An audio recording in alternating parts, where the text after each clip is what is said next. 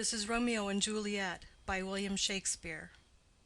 Persons represented: Aeschylus, Prince of Verona; Paris, a young nobleman, kinsman to the prince; Montague and Capulet, heads of two houses at variance with each other; an old man, uncle to Capulet; Romeo, son to Montague; Mercutio, kinsman to the prince and friend to Romeo; Benvolio, nephew to Montague and friend to Romeo; Tybalt, nephew to Lady Capulet; Friar Lawrence, a Franciscan; Friar John of the same order; Balthazar, servant to Romeo; Samson, servant to Capulet; Gregory, servant to Capulet; Peter, servant to Juliet's nurse; Abraham, servant to Montague; an apothecary; three musicians; a chorus; page to Paris, and another page; an officer; Lady Montague, wife to Montague; Lady Capulet, wife to Capulet; Juliet, daughter to Capulet; nurse to Juliet; citizens of Verona; several men and women, relations to both houses; maskers, guards, watchmen, and attendants. Scene, during the greater part of the play, in Verona, once in the fifth act at Mantua. The Prologue.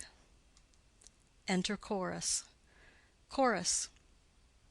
Two households, both alike in dignity, in fair Verona, where we lay our scene, from ancient grudge break to new mutiny, where civil blood makes civil hands unclean. From forth the fatal loins of these two foes, a pair of star-crossed lovers take their life, whose misadventured piteous overthrows doth with their death bury their parents' strife.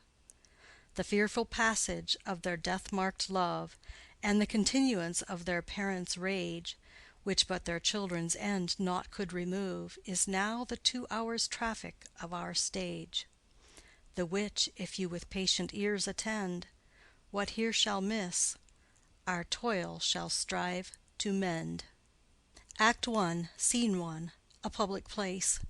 Enter Samson and Gregory, armed with swords and bucklers. Samson.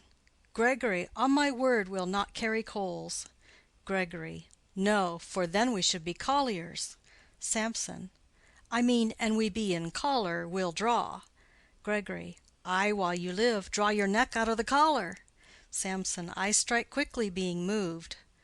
Gregory. But thou art not quickly moved to strike. Samson. A dog of the house of Montague moves me. Gregory. To move is to stir, and to be valiant is to stand. Therefore, if thou art moved, thou run'st away. Samson. A dog of that house shall move me to stand. I will take the wall of any man or maid of Montague's. Gregory. That shows thee a weak slave, for the weakest goes to the wall. Samson. True, and therefore women, being the weaker vessels, are ever thrust to the wall. Therefore I will push Montague's men from the wall, and thrust his maids to the wall. Gregory. The quarrel is between our masters, and us their men. 'Tis all one, I will show myself a tyrant. When I have fought with the men, I will be cruel with the maids. I will cut off their heads. Gregory. The heads of the maids? Samson. Ay, the heads of the maids, or their maidenheads. Take it in what sense thou wilt. Gregory. They must take it in sense that feel it. Samson. Me they shall feel while I am able to stand, and 'tis known I am a pretty piece of flesh. Gregory. 'Tis well thou art not fish. If thou hadst, thou hadst been poor. John. Draw thy tool. Here comes two of the house of Montagues. Samson. My naked weapon is out. Quarrel, I will back thee. Gregory. How? Turn thy back and run? Samson. Fear me not. Gregory. No, marry, I fear thee. Samson. Let us take the law of our sides. Let them begin. Gregory. I will frown as I pass by, and let them take it as they list. Samson. Nay, as they dare. I will bite my thumb at them, which is disgrace to them if they bear it. Enter Abraham and Balthazar. Abraham. Do you bite your thumb at us, sir? Samson. I do bite my thumb, sir. Abraham. Do you bite your thumb at us, sir? Samson. Is the law of our side if I say aye? Gregory. No. Samson. No, sir, I do not bite my thumb at you, sir, but I bite my thumb, sir. Gregory. Do you quarrel, sir? Abraham. Quarrel, sir? No, sir. Samson. But if you do, sir, I am for you. I serve as good a man as you. Abraham. No better. Samson. Well, sir. Gregory. Say better. Here comes one of my master's kinsmen. Samson. Yes, better, sir.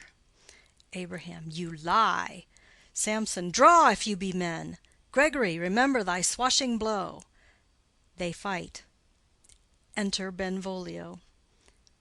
Benvolio. Part, fools! Put up your swords. You know not what you do. Beats down their swords. Enter Tybalt. Tybalt. What art thou drawn among these heartless hinds? Turn thee, Benvolio, look upon thy death. Benvolio. I do but keep the peace. Put up thy sword, or manage it to part these men with me. Tybalt. What, drawn, and talk of peace?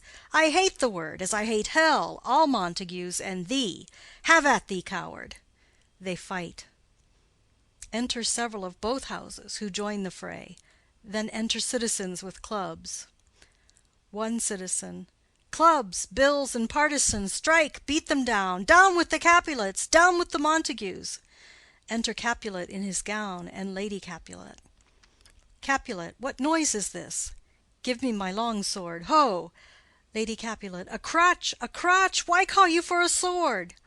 Capulet. My sword, I say. Old Montague is come, and flourishes his blade in spite of me. Enter Montague and his Lady Montague. Montague. Thou villain Capulet, hold me not. Let me go. Lady Montague. Thou shalt not stir 1 foot to seek a foe. Enter Prince with attendants. Prince. Rebellious subjects, enemies to peace, profaners of this neighbor-stained steel, will they not hear? What ho, you men, you beasts, that quench the fire of your pernicious rage with purple fountains issuing from your veins? On pain of torture from those bloody hands, throw your mistempered weapons to the ground, and hear the sentence of your moved prince.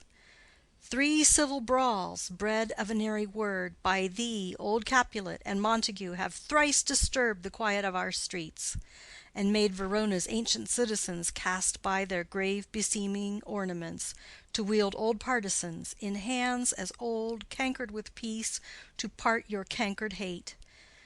If ever you disturb our streets again, your lives shall pay the forfeit of the peace.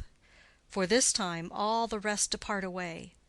You, Capulet, shall go along with me, and Montague, come you this afternoon, to know our further pleasure in this case, to old Freetown, our common judgment place. Once more, on pain of death, all men depart. Exit Prince and attendants, Capulet, Lady Capulet, Tybalt, citizens, and servants. Montague. Who set this ancient quarrel new abroach? Speak, nephew, were you by when it began? Benvolio. Here were the servants of your adversary and yours, close fighting ere I did approach. I drew to part them. In the instant came the fiery Tybalt with his sword prepared, which as he breathed defiance to my ears he swung about his head and cut the winds, who, nothing hurt withal, hissed him in scorn. While we were interchanging thrusts and blows, came more and more, and fought on part and part, till the prince came, who parted either part. Lady Montague. Oh, where is Romeo? Saw you him to-day? Right glad I am he was not at this fray. Benvolio. Madam, an hour before the worshipped sun peered forth the golden window of the east, a troubled mind drave me to walk abroad, where, underneath the grove of sycamore, that westward rooteth from the city's side, so early walking did I see your son. Towards him I made, but he was ware of me, and stole into the covert of the wood. I, measuring his affections by my own, that most are busied when they're most alone, pursued my humor, not pursuing his, and gladly shunned who gladly fled from me. Montague. Many a morning hath he there been seen, with tears augmenting the fresh morning's dew, adding to clouds more clouds with his deep sighs. But all so soon as the all-cheering sun should in the farthest east begin to draw the shady curtains from Aurora's bed, away from light steals home my heavy son, and private in his chamber pens himself, shuts up his windows, locks fair daylight out, and makes himself an artificial night. Black and portentous must this humor prove, unless good counsel may the cause remove. Benvolio. My noble uncle, do you know the cause? Montague. I neither know it nor can learn of him. Benvolio. Have you importuned him by any means? Montague. Both by myself and many other friends. But he, his own affection's counselor, is to himself, I will not say how true, but to himself so secret and so close, so far from sounding and discovery, as is the bud bit with an envious worm ere he can spread his sweet leaves to the air, or dedicate his beauty to the sun. Could we but learn from whence his sorrows grow, we would as willingly give cure as know. Benvolio. See, here he comes. So please you step aside. I'll know his grievance, or be much denied. Montague. I would thou wert so happy by thy stay to hear true shrift. Come, madam, let's away. Exit Montague and lady. Enter Romeo. Benvolio. Good morrow, cousin. Romeo. Is the day so young? Benvolio. But new struck 9. Romeo. Ay me, sad hours seem long. Was that my father that went hence so fast? Benvolio. It was. What sadness lengthens Romeo's hours? Romeo. Not having that which having makes them short. Benvolio. In love? Romeo. Out. Benvolio. Of love? Romeo. Out of her favor where I am in love. Benvolio. Alas, that love, so gentle in his view, should be so tyrannous and rough in proof. Romeo. Alas, that love, whose view is muffled still, should without eyes see pathways to his will. Where shall we dine? O me! What fray was here? Yet tell me not, for I have heard it all. Here's much to do with hate, but more with love.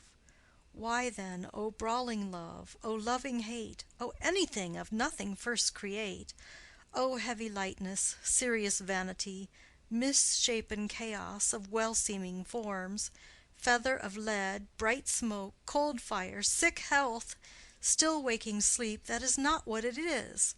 This love feel I, that feel no love in this. Dost thou not laugh?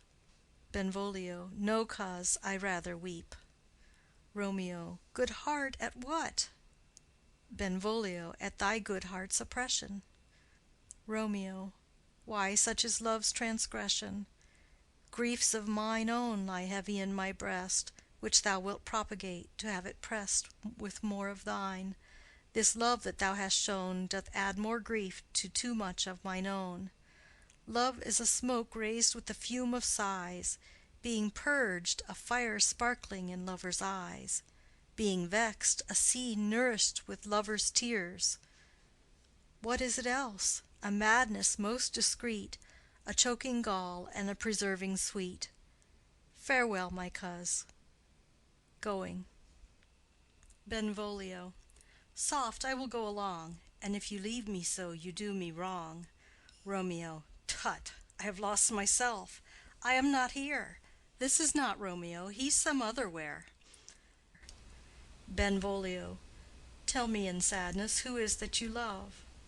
Romeo. What, shall I groan and tell thee?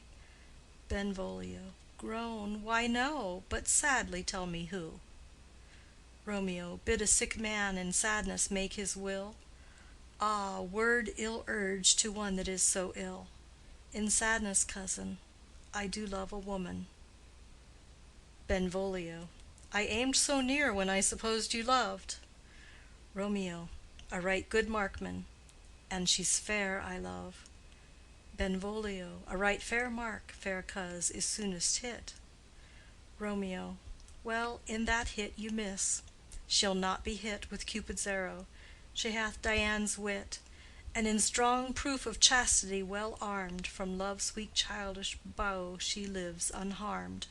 She will not stay the siege of loving terms, nor bide the encounter of assailing eyes, nor ope her lap to saint seducing gold. Oh, she's rich in beauty, only poor that when she dies, with beauty dies her store. Benvolio, then she hath sworn that she will still live chaste? Romeo, she hath, and in that sparing makes huge waste. For beauty, starved with her severity, cuts beauty off from all posterity. She is too fair, too wise, wisely too fair, to merit bliss by making me despair. She hath forsworn to love, and in that vow do I live dead that live to tell it now. Benvolio, be ruled by me. Forget to think of her. Romeo, oh, teach me how I should forget to think. Benvolio, by giving liberty unto thine eyes. Examine other beauties.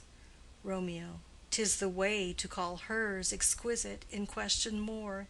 These happy masks that kiss fair ladies' brows, being black, puts us in mind they hide the fair. He that is struck and blind cannot forget the precious treasure of his eyesight lost. Show me a mistress that is passing fair. What doth her beauty serve but as a note where I may read who passed that passing fair? Farewell, thou canst not teach me to forget. Benvolio, I'll pay that doctrine, or else die in debt. Exit. End of Scene 1. Scene 2. A street. Enter Capulet, Paris, and servant. Capulet. But Montague is bound as well as I, in penalty alike, and 'tis not hard, I think, for men so old as we to keep the peace. Paris. Of honorable reckoning are you both, and pity 'tis you lived at odds so long. But now, my lord, what say you to my suit? Capulet. But saying o'er what I have said before. My child is yet a stranger in the world. She hath not seen the change of 14 years. Let 2 more summers wither in their pride, ere we may think her ripe to be a bride. Paris. Younger than she are happy mothers made. Capulet. And too soon marred are those so early made. The earth hath swallowed all my hopes but she. She is the hopeful lady of my earth. But woo her, gentle Paris, get her heart. My will to her consent is but a part. And she agree, within her scope of choice lies my consent and fair according voice. This night I hold an old accustomed feast, whereto I have invited many a guest, such as I love. And you among the store, one more most welcome makes my number more. At my poor house look to behold this night earth-treading stars that make dark heaven light.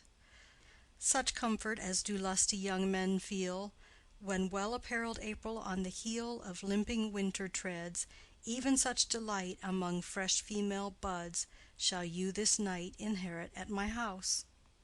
Hear all see, and like her most whose merit most shall be, which among view of many, mine being one, may stand in number, though in reckoning none.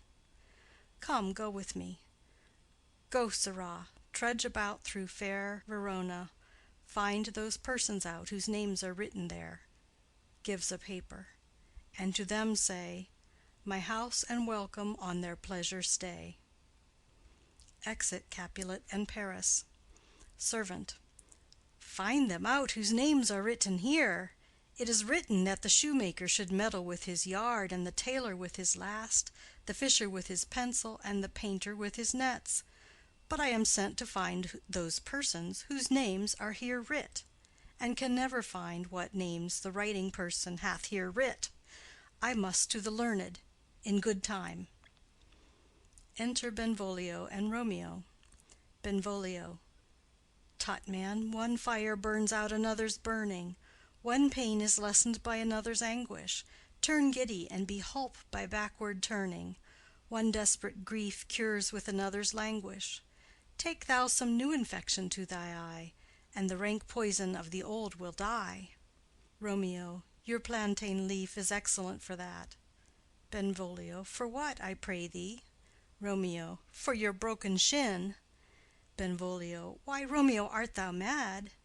Romeo, not mad, but bound more than a madman is, shut up in prison, kept without my food, whipped and tormented and— Good-den, good fellow. Servant, God gi' good-den. I pray, sir, can you read? Romeo, ay, mine own fortune in my misery. Servant, perhaps you have learned it without book, but I pray, can you read anything you see? Romeo, ay, if I know the letters and the language. Servant, ye say honestly. Rest you merry. Romeo, stay, fellow, I can read. Reads. Signor Martino and his wife and daughters, County Anselmo and his beauteous sisters, the lady widow of Vitruvio, Signor Placentio and his lovely nieces, Mercutio and his brother Valentine, mine uncle Capulet, his wife and daughters, my fair niece Rosaline, Livia, Signor Valentio and his cousin Tybalt, Lucio and the lively Helena. A fair assembly. Gives back the paper. Whither should they come? Servant, up. Romeo, whither? Servant, to supper, to our house. Romeo, whose house? Servant, my master's. Romeo, indeed, I should have asked you that before. Servant, now I'll tell you without asking. My master is the great rich Capulet, and if you be not of the house of Montagues, I pray, come and crush a cup of wine. Rest you merry. Exit. Benvolio. At this same ancient feast of Capulets sups the fair Rosaline, whom thou so lovest, with all the admired beauties of Verona. Go thither, and with unattainted eye compare her face with some that I shall show, and I will make thee think thy swan a crow. Romeo. When the devout religion of mine eye maintained such falsehood, then turn tears to fires. And these, who often drowned, could never die.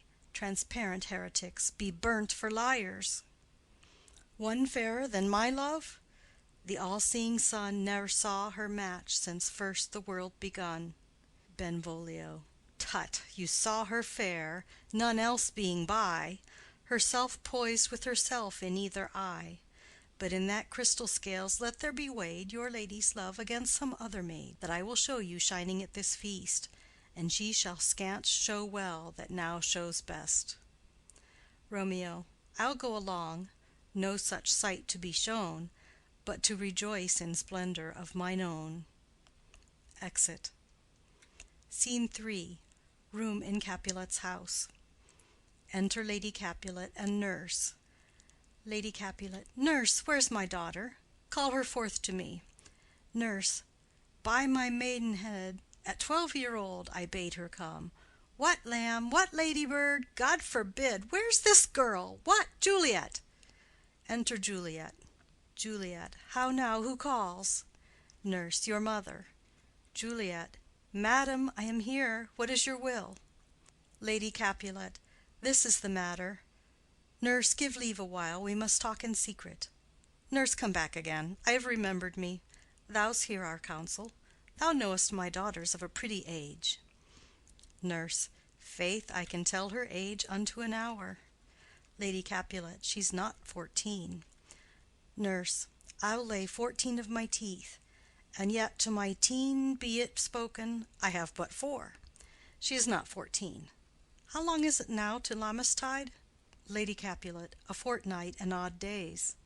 Nurse. Even or odd, of all the days in the year, come Lammas Eve at night shall she be 14. Susan and she, God rest all Christian souls, were of an age. Well, Susan is with God. She was too good for me.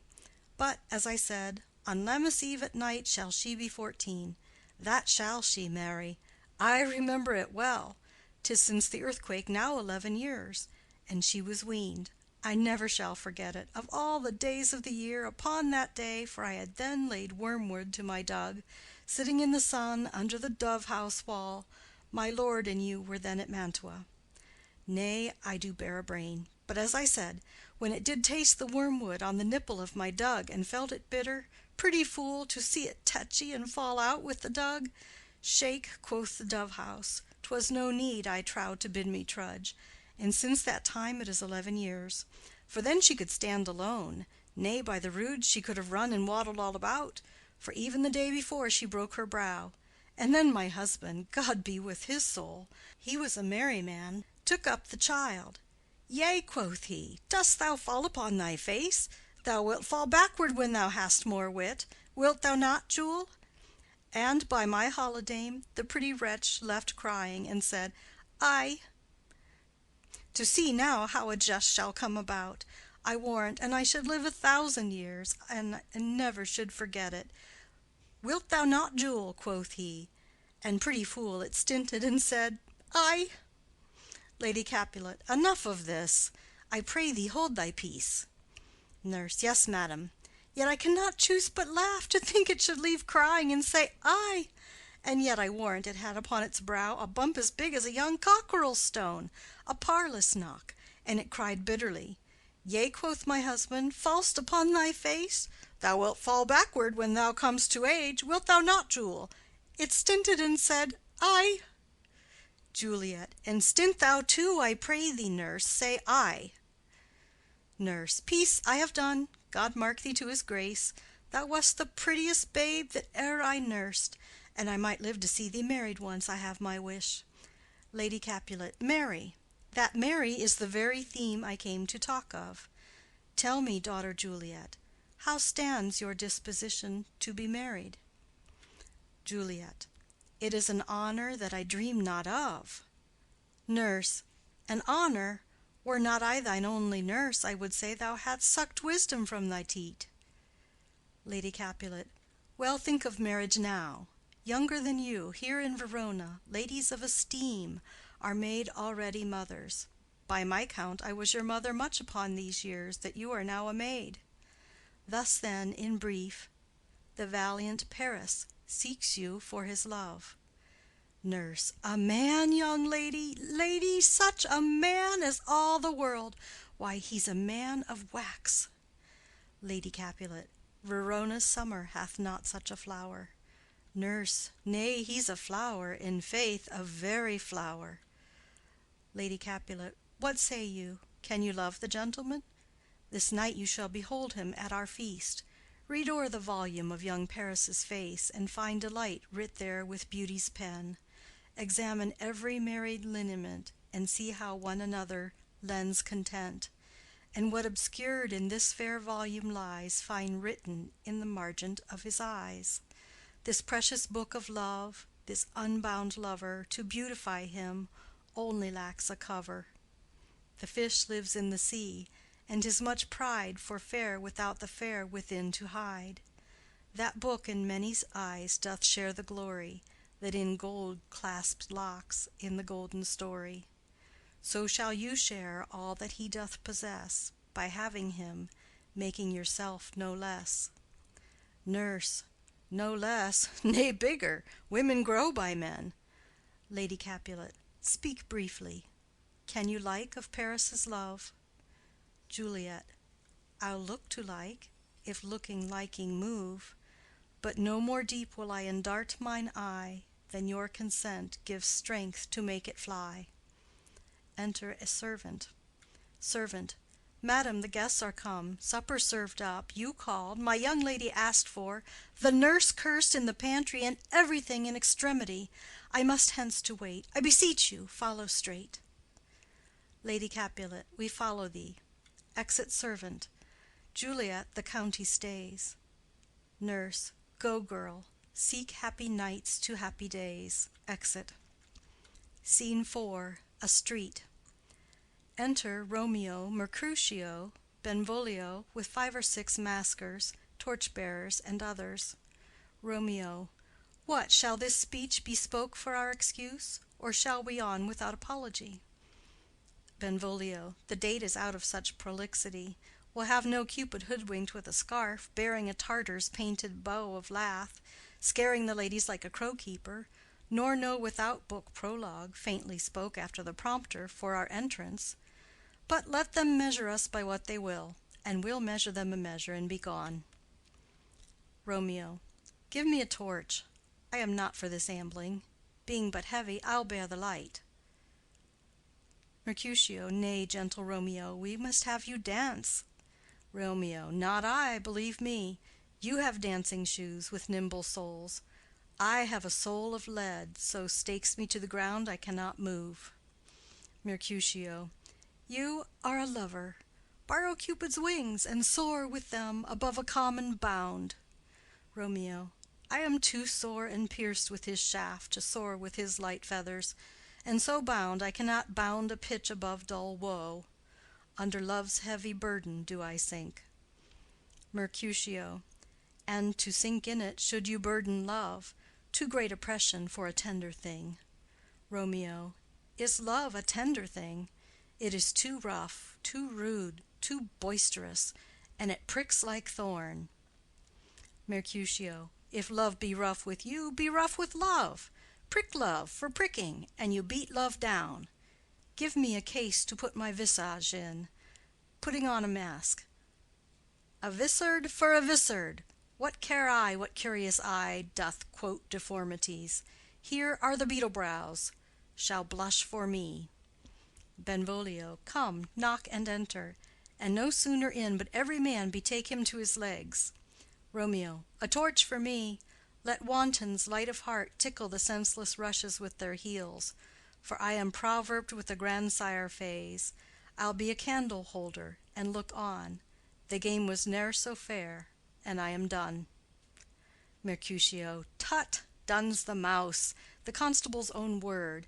If thou art done, we'll draw thee from the mire of this, sir, reverence, love, wherein thou stickest up to the ears. Come, we burn daylight. Ho! Romeo. Nay, that's not so. Mercutio. I mean, sir, in delay we waste our lights in vain, like lamps by day. Take our good meaning, for our judgment sits 5 times in that ere once in our 5 wits. Romeo. And we mean well in going to this mask, but 'tis no wit to go. Mercutio. Why, may one ask? Romeo. I dreamt a dream to-night. Mercutio. So did I. Romeo. Well, what was yours? Mercutio. That dreamers often lie. Romeo. In bed asleep, while they do dream things true. Mercutio. Oh, then, I see Queen Mab hath been with you. She is the fairy's midwife, and she comes in shape no bigger than an agate stone on the forefinger of an alderman, drawn with a team of little atomies athwart men's noses as they lie asleep. Her wagon spokes made of long spinners' legs, the cover of the wings of grasshoppers, the traces of the smallest spider's web, the collars of the moonshine's watery beams, her whip of cricket's bone, the lash of film, her wagoner a small gray-coated gnat, not half so big as a round little worm pricked from the lazy finger of a maid. Her chariot is an empty hazelnut, made by the joiner squirrel or old grub, time out of mind the fairies' coachmakers. And in this state she gallops night by night through lovers' brains, and then they dream of love. Or courtiers' knees that dream on courtesies straight, or lawyers' fingers who straight dream on fees, or ladies' lips who straight on kisses dream, which oft the angry Mab with blisters plagues, because their breaths with sweetmeats tainted are. Sometimes she gallops o'er a courtier's nose, and then dreams he of smelling out a suit. And sometimes comes she with a tithe-pig's tail, tickling a parson's nose as he lies asleep. Then dreams he of another benefice. Sometimes she driveth o'er a soldier's neck, and then dreams he of cutting foreign throats, of breeches, ambuscados, Spanish blades, of health's 5 fathom deep, and then anon drums in his ear, at which he starts and wakes, and being thus frightened swears a prayer or two, and sleeps again. This is that very Mab that plats the manes of horses in the night, and bakes the elf-locks in foul sluttish hairs, which once entangled much misfortune bodes. This is the hag, when maids lie on their backs, that presses them, and learns them first to bear, making them women of good carriage. This is she. Romeo. Peace, peace, Mercutio, peace. Thou talk'st of nothing. Mercutio. True, I talk of dreams, which are the children of an idle brain, begot of nothing but vain fantasy, which is as thin of substance as the air, and more inconstant than the wind, who woos even now the frozen bosom of the north, and being angered puffs away from thence, turning his face to the dew-dropping south. Benvolio. This wind you talk of blows us from ourselves. Supper is done, and we shall come too late. Romeo. I fear too early, for my mind misgives. Some consequence, yet hanging in the stars, shall bitterly begin this fearful date with this night's revels, and expire the term of a despised life, closed in my breast by some vile forfeit of untimely death. But he that hath the steerage of my course, direct my sail. On, lusty gentlemen. Benvolio. Strike, drum. Exit. End of Scene 4. Scene 5. A hall in Capulet's house. Musicians waiting. Enter servants. Servant 1. Where's Potpan, that he helps not to take away? He shift a trencher, he scrape a trencher. Servant 2. When good manners shall lie all in one or two men's hands, and they unwashed too, 'tis a foul thing. Servant 1. Away with the joined stools, remove the court cupboard, look to the plate, good thou, save me a piece of marchpane, and as thou lovest me, let the porter let in Susan Grindstone and Nell, Antony and Potpan. Servant 2. Aye, boy, ready. Servant 1. You are looked for and called for, asked for and sought for in the great chamber. Servant 2. We cannot be here and there too. Cheerly, boys, be brisk a while, and the longer liver take all. They retire behind. Enter Capulet, etc., with the guests and maskers. Capulet. Welcome, gentlemen, ladies that have their toes unplagued with corns will have a bout with you. Aha, my mistresses, which of you all will now deny to dance? She that makes dainty, she, I'll swear, hath corns. Am I come near you now? Welcome, gentlemen. I have seen the day that I have worn a vissard, and could tell a whispering tale in a fair lady's ear, such as would please. 'Tis gone, 'tis gone, 'tis gone. You are welcome, gentlemen. Come, musicians, play. A hall, give room, and foot it, girls. Music plays, and they dance. More light, you knaves, and turn the tables up, and quench the fire, the room is grown too hot. Ah, sirrah, this unlooked-for sport comes well. Nay, sit, good cousin Capulet, for you and I are past our dancing days. How long is it now since last yourself and I were in a mask? Capulet. 2. By your lady, 30 years. Capulet. What, man, 'tis not so much, 'tis not so much. 'Tis since the nuptial of Lucentio. Come Pentecost as quickly as it will, some 25 years, and then we masked. Capulet. 2. 'Tis more, 'tis more. His son is elder, sir. His son is 30. Capulet. Will you tell me that? His son was but a ward 2 years ago. Romeo. What lady is that which doth enrich the hand of yonder knight? Servant. I know not, sir. Romeo. Oh, she doth teach the torches to burn bright. It seems she hangs upon the cheek of night, like a rich jewel in an Ethiop's ear. Beauty too rich for use, for earth too dear. So shows a snowy dove trooping with crows, as yonder lady o'er her fellows shows. The measure done, I'll watch her place of stand, and touching hers, make blessed my rude hand. Did my heart love till now? Forswear at sight, for I ne'er saw true beauty till this night. Tybalt. This, by his voice, should be a Montague. Fetch me my rapier, boy. What, dares the slave come hither, covered with an antic face, to flee and scorn at our solemnity? Now, by the stock and honor of my kin, to strike him dead I hold it not a sin. Capulet. Why, how now, kinsman, wherefore storm you so? Tybalt. Uncle, this is a Montague, our foe. a villain that is hither come in spite to scorn at our solemnity this night. Capulet. Young Romeo is it? Tybalt. 'Tis he, that villain Romeo. Capulet. Content thee, gentle coz, let him alone. He bears him like a portly gentleman. And to say truth, Verona brags of him to be a virtuous and well-governed youth. I would not for the wealth of all the town here in my house do him disparagement. Therefore be patient, take no note of him, it is my will. The which if thou respect, show a fair presence, and put off these frowns, and ill-beseeming semblage for a feast. Tybalt. It fits, when such a villain is a guest. I'll not endure him. Capulet. He shall be endured. What, goodman boy, I say he shall. Go to. Am I the master here, or you? Go to. You'll not endure him, God shall mend my soul. You'll make a mutiny among my guests. You'll set a cock-a-hoop. You'll be the man. Tybalt. Why, uncle, 'tis a shame. Capulet. Go to, go to. You are a saucy boy. Is it so indeed? This trick may chance to scathe you. I know what. You must contrary me. Marry, 'tis time. Well said, my hearts. You are a prince-cox. Go, be quiet, or more light, more light! For shame, I'll make you quiet. What, cheerly, my hearts! Tybalt. Patience perforce with wilful choler meeting makes my flesh tremble in their different greeting. I will withdraw, but this intrusion shall, now seeming sweet, convert to bitter gall.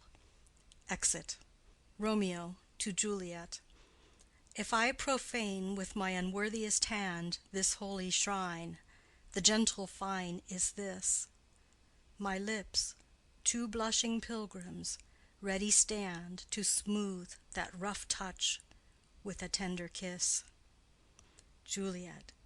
Good pilgrim, you do wrong your hands too much, which mannerly devotion shows in this. For saints have hands that pilgrims' hands do touch, and palm to palm is holy palmer's kiss. Romeo.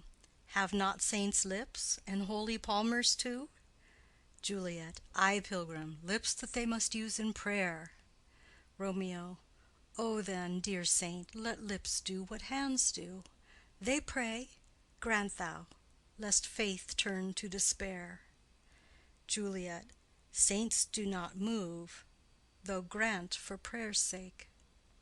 Romeo.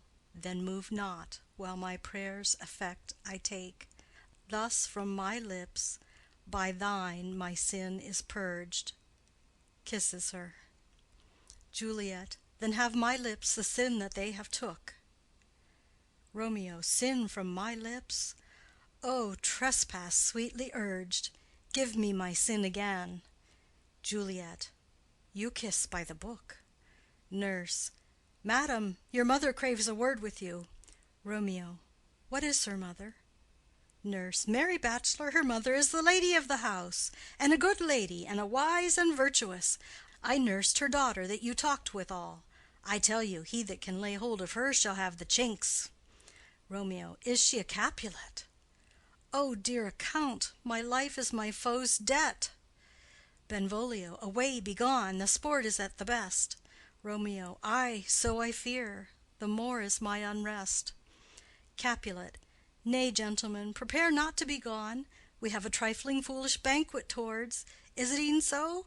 Why then, I thank you all. I thank you, honest gentlemen. Good night. More torches here.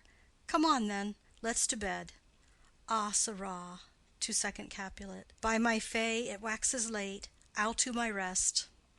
Exit all but Juliet and nurse. Juliet. Come hither, nurse. What is yon gentleman?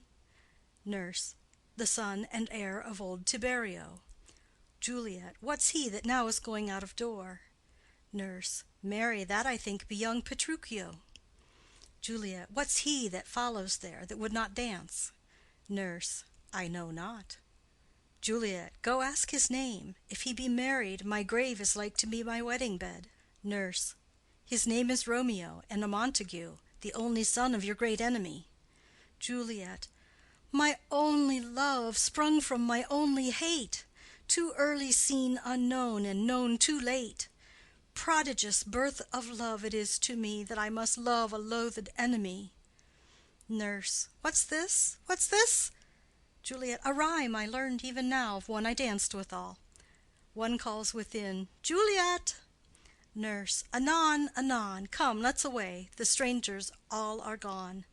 Exit. Enter chorus. Chorus. Now old desire doth in his deathbed lie, and young affection gapes to be his heir. That fair for which love groaned for and would die, with tender Juliet matched, is now not fair. Now Romeo is beloved, and loves again, alike bewitched by the charm of looks. But to his foe supposed he must complain, and she steal love's sweet bait from fearful hooks.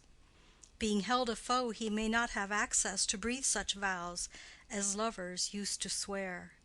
And she as much in love, her means much less to meet her new beloved anywhere. But passion lends them power, time means to meet, tempering extremities with extreme sweet. Exit. End of Scene 5. End of Act 1. This is Romeo and Juliet by William Shakespeare. Act 2, Scene 1. An open place adjoining Capulet's garden. Enter Romeo. Romeo. Can I go forward when my heart is here? Turn back, dull earth, and find thy centre out. He climbs the wall and leaps down within it. Enter Benvolio and Mercutio. Benvolio. Romeo! My cousin! Romeo! Mercutio. He is wise, and on my life hath stolen him home to bed.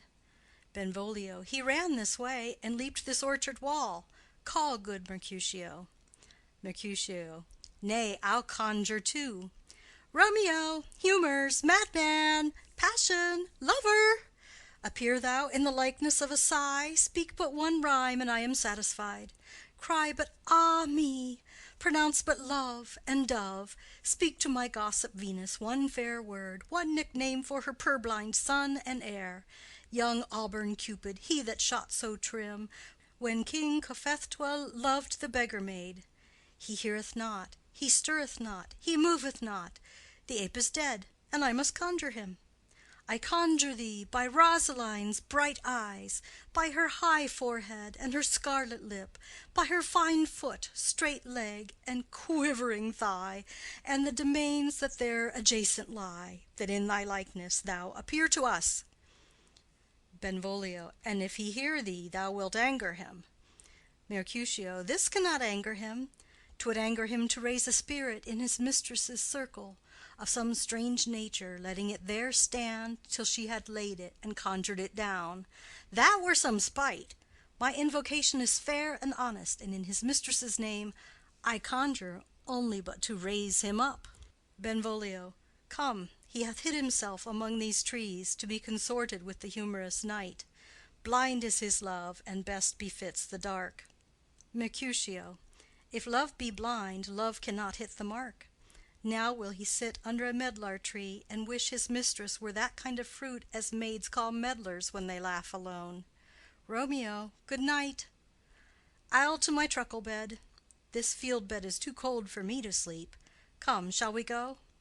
Benvolio. Go then, for 'tis in vain to seek him here that means not to be found. Exit. Scene 2. Capulet's garden. Enter Romeo. Romeo. He jests at scars that never felt a wound. Juliet appears above at a window. But soft! What light through yonder window breaks? It is the east, and Juliet is the sun. Arise, fair sun, and kill the envious moon, who is already sick and pale with grief, that thou, her maid, art far more fair than she. Be not her maid, since she is envious. Her vestal livery is but sick and green, and none but fools do wear it. Cast it off. It is my lady. Oh, it is my love. Oh, that she knew she were. She speaks, yet she says nothing. What of that? Her eye discourses. I will answer it. I am too bold. 'Tis not to me she speaks. Two of the fairest stars in all the heaven having some business, do entreat her eyes to twinkle in their spheres till they return. What if her eyes were there, they in her head? The brightness of her cheek would shame those stars, as daylight doth a lamp. Her eyes in heaven would through the airy region stream so bright, that birds would sing and think it were not night. See how she leans her cheek upon her hand. Oh, that I were a glove upon that hand, that I might touch that cheek. Juliet. Ah me! Romeo. She speaks. Oh, speak again, bright angel, for thou art as glorious to this night, being o'er my head, as is a winged messenger of heaven unto the white upturned wondering eyes of mortals that fall back to gaze on him when he bestrides the lazy pacing clouds and sails upon the bosom of the air. Juliet. O Romeo, Romeo! Wherefore art thou Romeo? Deny thy father, and refuse thy name. Or if thou wilt not, be but sworn my love, and I'll no longer be a Capulet.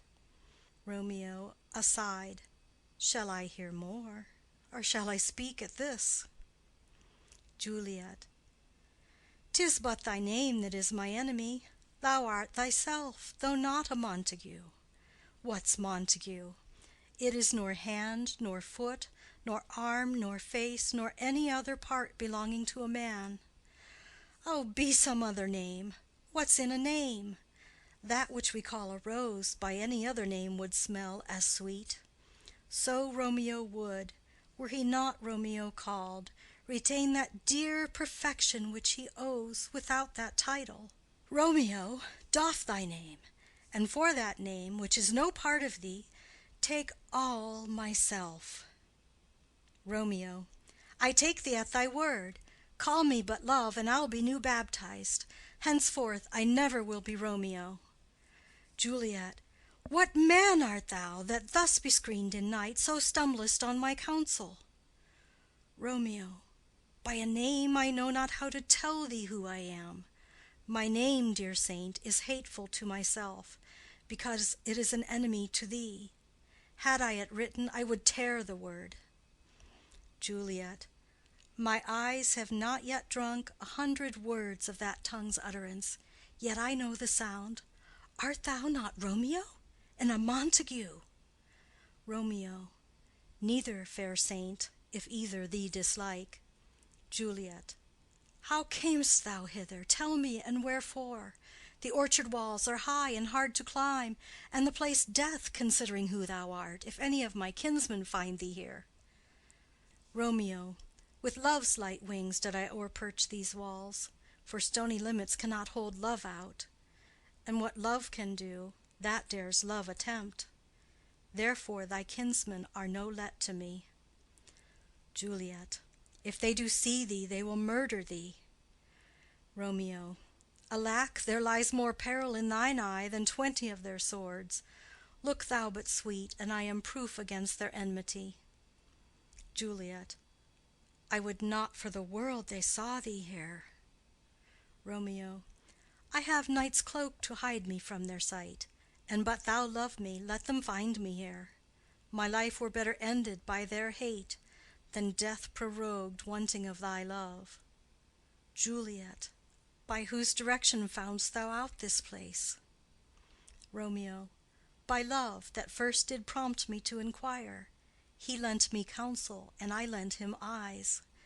I am no pilot, yet wert thou as far as that vast shore washed with the furthest sea, I would venture for such merchandise. Juliet. Thou knowest the mask of night is on my face, else would a maiden blush bepaint my cheek for that which thou hast heard me speak to-night. Fain would I dwell on form, fain deny what I have spoke. But farewell compliment. Dost thou love me? I know thou wilt say aye, and I will take thy word. Yet if thou swearest, thou mayst prove false. At lovers' perjuries they say Jove laughs.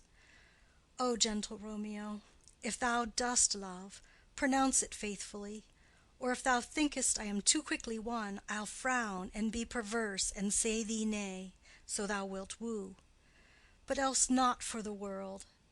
In truth, fair Montague, I am too fond, and therefore thou mayst think my haviour light. But trust me, gentleman, I'll prove more true than those that have more cunning to be strange. I should have been more strange, I must confess, but that thou overheard'st ere I was ware my true love passion. Therefore pardon me, and not impute this yielding to light love, which the dark night hath so discovered. Romeo. Lady, by yonder blessed moon I swear, that tips with silver all these fruit tree tops. Juliet. Oh, swear not by the moon, the inconstant moon, that monthly changes in her circled orb, lest that thy love prove likewise variable. Romeo. What shall I swear by? Juliet. Do not swear at all. Or if thou wilt, swear by thy gracious self, which is the god of my idolatry, and I'll believe thee. Romeo. If my heart's dear love— Juliet. Well, do not swear. Although I joy in thee, I have no joy of this contract to-night. It is too rash, too unadvised, too sudden, too like the lightning which doth cease to be ere one can say it lightens. Sweet good night. This bud of love by summer's ripening breath may prove a beauteous flower when next we meet. Good night, good night. As sweet repose and rest come to thy heart as that within my breast. Romeo. Oh, wilt thou leave me so unsatisfied? Juliet. What satisfaction canst thou have to-night? Romeo. The exchange of thy love's faithful vow for mine. Juliet. I gave thee mine before thou didst request it, and yet I would it were to give again. Romeo. Wouldst thou withdraw it? For what purpose, love? Juliet. But to be frank and give it thee again.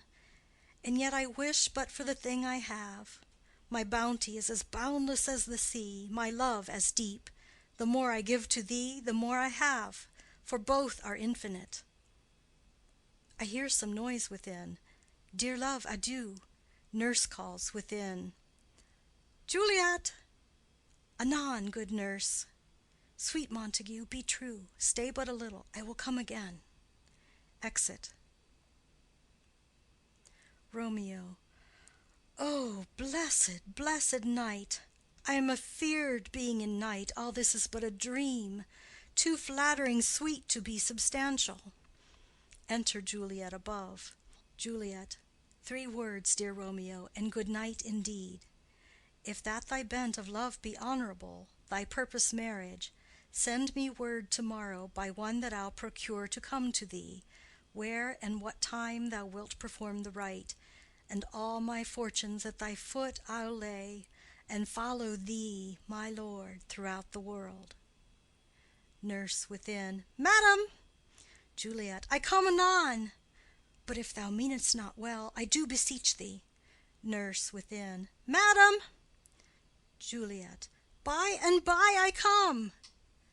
To cease thy suit and leave me to my grief, to-morrow I will send. Romeo. So thrive my soul. Juliet. 1,000 times good night. Exit. Romeo. 1,000 times the worse to want thy light. Love goes toward love as schoolboys from their books, but love from love towards school with heavy looks. Retiring slowly. Re-enter Juliet above. Juliet. Hist! Romeo! Hist! Oh, for a falconer's voice to lure this tassel gentle back again! Bondage is hoarse and may not speak aloud, else would I tear the cave where Echo lies, and make her airy tongue more hoarse than mine with repetition of my Romeo's name. Romeo. It is my soul that calls upon my name. How silver sweet sound lovers' tongues by night, like softest music to attending ears. Juliet. Romeo! Romeo. My dear. Juliet. At what o'clock to-morrow shall I send to thee? Romeo. At the hour of 9. Juliet. I will not fail. 'Tis 20 years till then. I have forgot why I did call thee back. Romeo, let me stand here till thou remember it. Juliet, I shall forget to have thee still stand there, remembering how I love thy company. Romeo, and I'll still stay to have thee still forget, forgetting any other home but this. Juliet, 'tis almost morning. I would have thee gone, and yet no farther than a wanton's bird, that lets it hop a little from her hand, like a poor prisoner in his twisted gyves, and with a silk thread plucks it back again, so loving jealous of his liberty. Romeo, I would I were thy bird. Juliet, sweet, so would I, yet I should kill thee with much cherishing. Good night, good night. Parting is such sweet sorrow, that I shall say good night till it be morrow. Exit. Romeo, sleep dwell upon thine eyes, peace in thy breast. Would I were sleep and peace, so sweet to rest. Hence will I to my ghostly father's cell, his help to crave, and my dear hap to tell. Exit. End of Scene 2. Act 2, Scene 3. Friar Lawrence's cell. Enter Friar Lawrence with a basket. Friar. The gray-eyed morn smiles on the frowning night, checkering the eastern clouds with streaks of light, and flecked darkness like a drunkard reels from forth day's path and Titan's fiery wheels. Non ere the sun advance his burning eye, the day to cheer and night's dank dew to dry, I must fill up this osier cage of ours with baleful weeds and precious juiced flowers. The earth, that's nature's mother, is her tomb. What is her burying grave? That is her womb, and from her womb children of divers kind we sucking on her natural bosom find. Many for the virtues excellent, none but for some, and yet all different. O mickle is the powerful grace that lies in plants, herbs, stones, and their true qualities. For naught so vile that on the earth doth live, but to the earth some special good doth give. Nor aught so good, but strained from that fair use, revolts from true birth, stumbling on abuse. Virtue itself turns vice, being misapplied, and vice sometimes by action dignified. Within the infant rind of this small flower poison hath residence, and medicine power. For this being smelt, with that part cheers each part, being tasted slays all senses with the heart. Two such opposed kings encamp them still, in man as well as herbs, grace and rude will. And where the worser is predominant, full soon the canker death eats up that plant. Enter Romeo. Romeo. Good morrow, father. Friar. Benedicite! What early tongue so sweet saluteth me? Young son, it argues a distempered head so soon to bid good morrow to thy bed. Care keeps his watch in every old man's eye, and where care lodges sleep will never lie. But where unbruised youth with unstuffed brain doth couch his limbs, there golden sleep doth reign. Therefore thy earliness doth me assure thou art uproused with some distemperature. Or if not so, then here I hit it right, our Romeo hath not been in bed to-night. Romeo. That last is true, the sweeter rest was mine. Friar. God pardon sin! Wast thou with Rosaline? Romeo. With Rosaline, my ghostly father? No! I have forgot that name, and that name's woe. Friar. That's my good son. But where hast thou been then? Romeo. I'll tell thee ere thou ask it me again. I have been feasting with mine enemy, where on a sudden one hath wounded me that's by me wounded. Both our remedies within thy help and thy holy physic lies. I bear no hatred, blessed man, for lo, my intercession likewise steads my foe. Friar. Be plain, good son, and homely in thy drift. Riddling confession finds but riddling shrift. Romeo. Then plainly know my heart's dear love is set on the fair daughter of rich Capulet. As mine on hers, so hers is set on mine, and all combine, save what thou must combine by holy marriage, when and where and how we met, we wooed and made exchange of vow, I'll tell thee as we pass, but this I pray, that thou consent to marry us to-day. Friar. Holy Saint Francis, what a change is here! Is Rosaline, that thou didst love so dear, so soon forsaken? Young men's love, then, lies not truly in their hearts, but in their eyes. Jesu Maria, what a deal of brine hath washed thy sallow cheeks for Rosaline! How much salt water thrown away in waste, to season love that of it doth not taste! The sun not yet thy sighs from heaven clears, thy old groans ring yet in mine ancient ears. Lo, here upon thy cheek the stain doth sit of an old tear that is not washed off yet. If e'er thou wast thyself, and these woes thine, thou and these woes were all for Rosaline. And art thou changed? Pronounce this sentence then: women may fall when there's no strength in men. Romeo. Thou chidest me oft for loving Rosaline. Friar. For doting, not for loving, pupil mine. Romeo. And bad'st me bury love. Friar. Not in a grave to lay one in, another out to have. Romeo. I pray thee chide not. She whom I love now doth grace for grace and love for love allow. The other did not so. Friar. Oh, she knew well thy love did read by rote that could not spell. But come, young waverer, come go with me. In one respect I'll thy assistant be, for this alliance may so happy prove to turn your household's rancour to pure love. Romeo. Oh, let us hence, I stand on sudden haste. Friar. Wisely and slow, they stumble that run fast. Exit. Scene 4. A street. Enter Benvolio and Mercutio. Mercutio. Where the devil should this Romeo be? Came he not home to-night? Benvolio. Not to his father's. I spoke with his man. Mercutio. Ah, that same pale hard-hearted wench, that Rosaline, torments him so that he will sure run mad. Benvolio. Tybalt, the kinsman to old Capulet, hath sent a letter to his father's house. Mercutio. A challenge on my life. Benvolio. Romeo will answer it. Mercutio. Any man that can write may answer a letter. Benvolio. Nay, he will answer the letter's master, how he dares, being dared. Mercutio.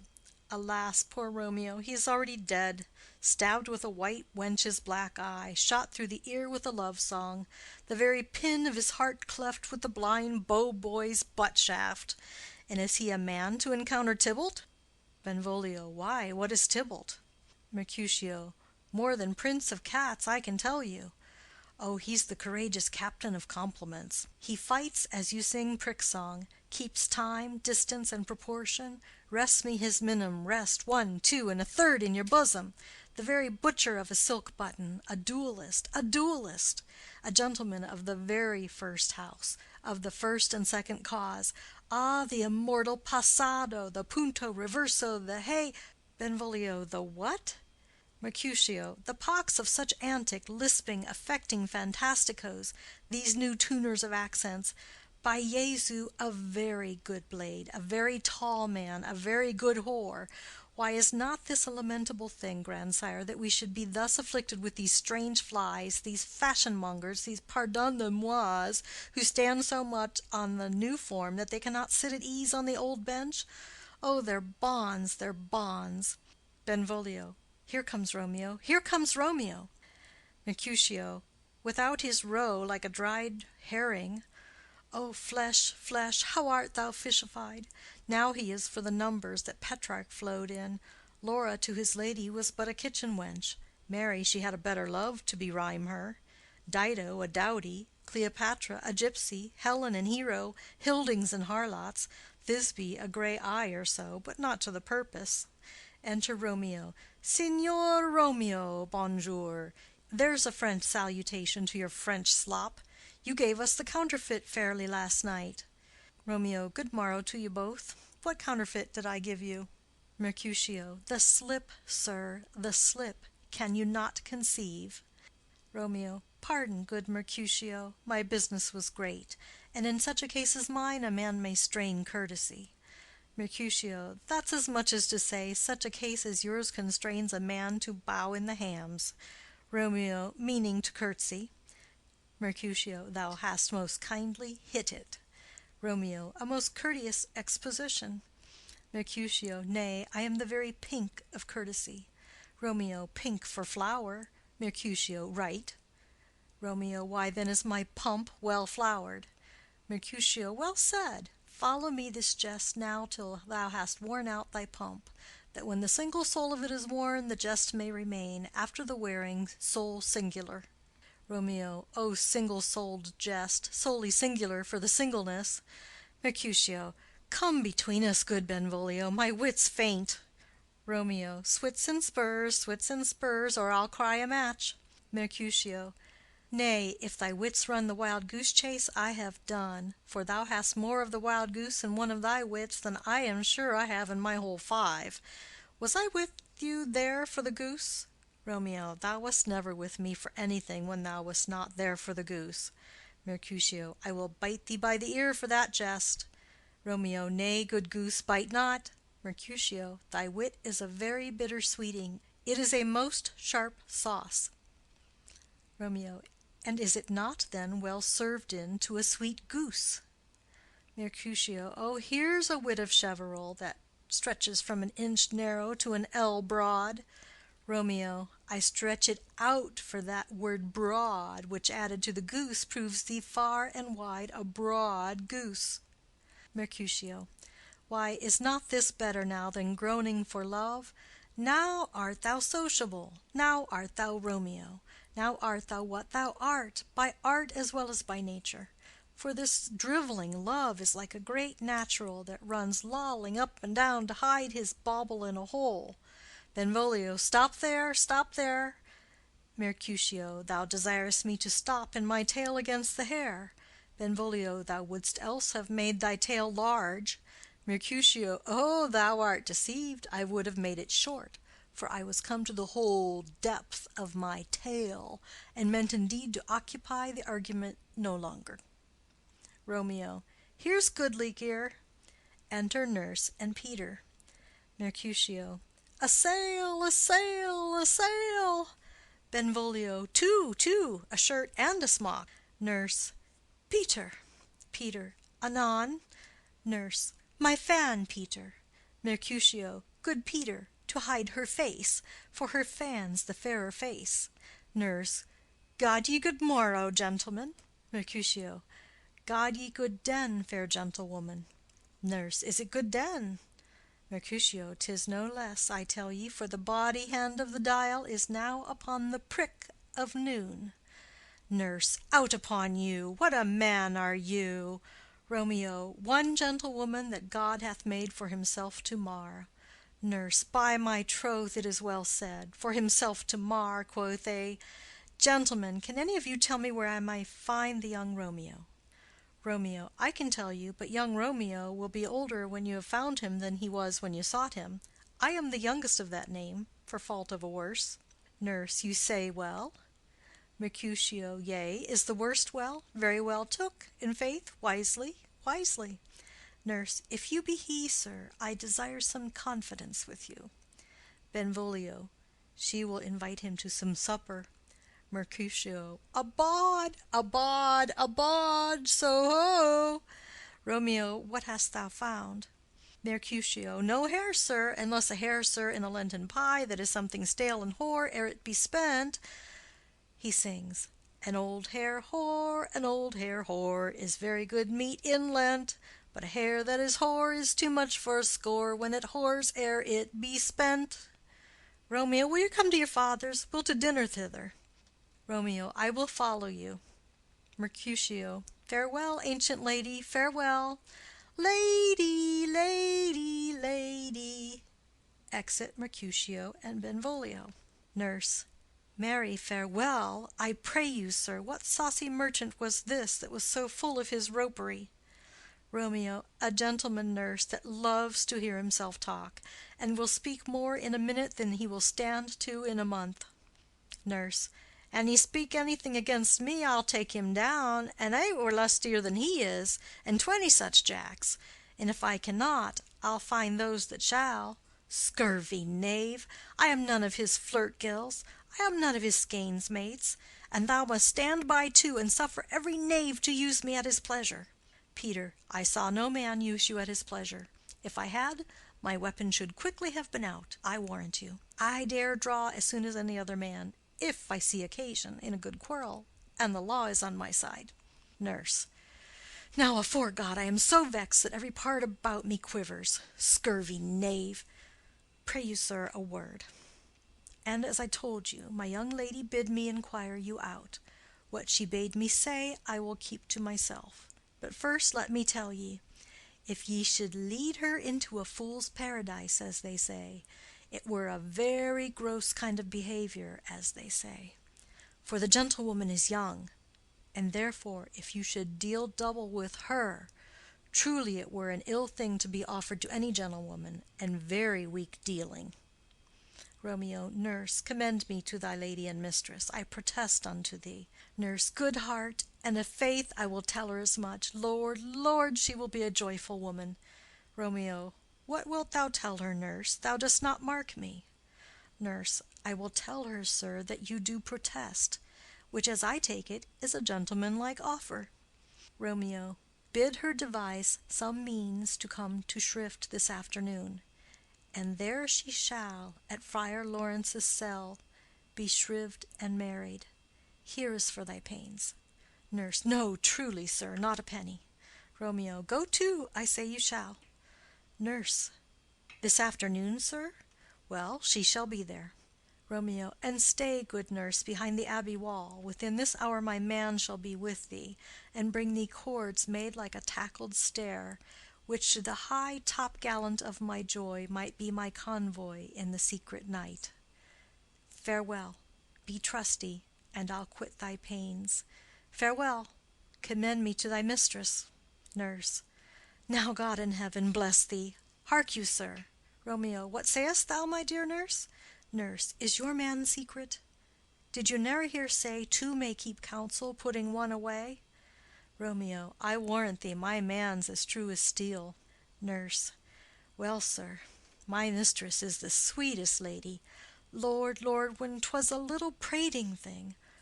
Oh, there's a nobleman in town, one Paris, that would fain lay knife aboard, but she, good soul, had as lief see a toad, a very toad, as see him. I anger her sometimes, and tell her that Paris is the properer man, but I'll warrant you, when I say so, she looks as pale as any clout in the versal world. Doth not Rosemary and Romeo begin both with a letter? Romeo. Ay, nurse. What of that? Both with an R. Nurse. Ah, mocker, that's the dog's name. R is for the dog. No, I know it begins with some other letter. And she hath the prettiest sententiousness of it, of you and Rosemary, that it would do you good to hear it. Romeo. Commend me to thy lady. Nurse. 1,000 times. Exit Romeo. Peter. Peter. Anon. Nurse. Peter, take my fan and go before. Exit. End of Scene 4, Act 2, Scene 5. Capulet's garden. Enter Juliet. Juliet. The clock struck 9 when I did send the nurse. In half an hour she promised to return. Perchance she cannot meet him. That's not so. Oh, she is lame. Love's herald should be thoughts, which 10 times faster glide than the sun's beams, driving back shadows over lowering hills. Therefore do nimble-pinioned doves draw love, and therefore hath the wind-swift Cupid wings. Now is the sun upon the highmost hill of this day's journey, and from 9 till 12 is 3 long hours, yet she is not come. Had she affections and warm youthful blood, she'd be as swift in motion as a ball.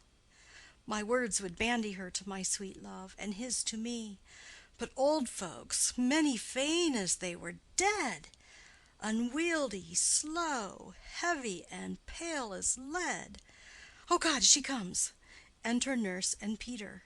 Oh, honey nurse, what news? Hast thou met with him? Send thy man away. Nurse. Peter, stay at the gate. Exit Peter. Juliet. Now, good sweet nurse, O Lord, why lookest thou sad? Though news be sad, yet tell them merrily. If good, thou shamest the music of sweet news by playing it to me with so sour a face. Nurse. I am a weary, give me leave a while. Fie, how my bones ache! What a jaunt have I had! Juliet. I would thou hadst my bones, and I thy news. Nay, come, I pray thee, speak. Good, good nurse, speak. Nurse. Jesu, what haste! Can you not stay a while? Do you not see that I am out of breath? Juliet. How art thou out of breath when thou hast breath to say to me that thou art out of breath? The excuse that thou dost make in this delay is longer than the tale thou dost excuse. Is thy news good or bad? Answer to that. Say either, and I'll stay the circumstance. Let me be satisfied. Is it good or bad? Nurse. Well, you have made a simple choice. You know not how to choose a man. Romeo, no, not he. Though his face be better than any man's, yet his leg excels all men's. And for a hand and a foot and a body, though they be not to be talked on, yet they are past compare. He is not the flower of courtesy, but I'll warrant him as gentle as a lamb. Go thy ways, wench, serve God. What, have you dined at home? Juliet. No, no, but all this did I know before. What says he of our marriage? What of that? Nurse. Lord, how my head aches! What a head have I! It beats as it would fall in 20 pieces. My back on the other side! Oh, my back, my back! Beshrew your heart for sending me about to catch my death with jouncing up and down. Juliet. In faith, I am sorry that thou art not well. Sweet, sweet, sweet nurse, tell me what says my love. Nurse. Your love says, like an honest gentleman, and a courteous, and a kind, and a handsome, and I warrant a virtuous. Where's your mother? Juliet. Where is my mother? Why, she is within. Where should she be? How oddly thou repliest. Your love says, like an honest gentleman, where is your mother? Nurse. O God's lady dear, are you so hot? Mary, come up, I trow. Is this the poultice for my aching bones? Henceforward do your messages yourself. Juliet. Here's such a coil. Come, what says Romeo? Nurse. Have you got leave to go to shrift to-day? Juliet. I have. Nurse. Then hie you hence to Friar Lawrence's cell. There stays a husband to make you a wife. Now comes the wanton blood up in your cheeks. They'll be in scarlet straight at any news. Hie you to church. I must another way, to fetch a ladder, by the which your love must climb a bird's nest soon when it is dark. I am the drudge, and toil in your delight, but you shall bear the burden soon at night. Go, I'll to dinner. Hie you to the cell. Juliet. Hie to high fortune! Honest nurse, farewell. Exit. Scene 6. Friar Lawrence's cell. Enter Friar Lawrence and Romeo. Friar. So smile the heavens upon this holy act, that after hours with sorrow chide us not. Romeo. Amen, amen. But come what sorrow can, it cannot countervail the exchange of joy that one short minute gives me in her sight. Do thou but close our hands with holy words, then love-devouring death do what he dare. It is enough that I may but call her mine. Friar. These violent delights have violent ends, and in their triumph die, like fire and powder, which as they kiss consume. The sweetest honey is loathsome in its own deliciousness, and in the taste confounds the appetite. Therefore love moderately, long love doth so. Too swift arrives as tardy as too slow. Here comes the lady. Oh, so light a foot will never wear out the everlasting flint.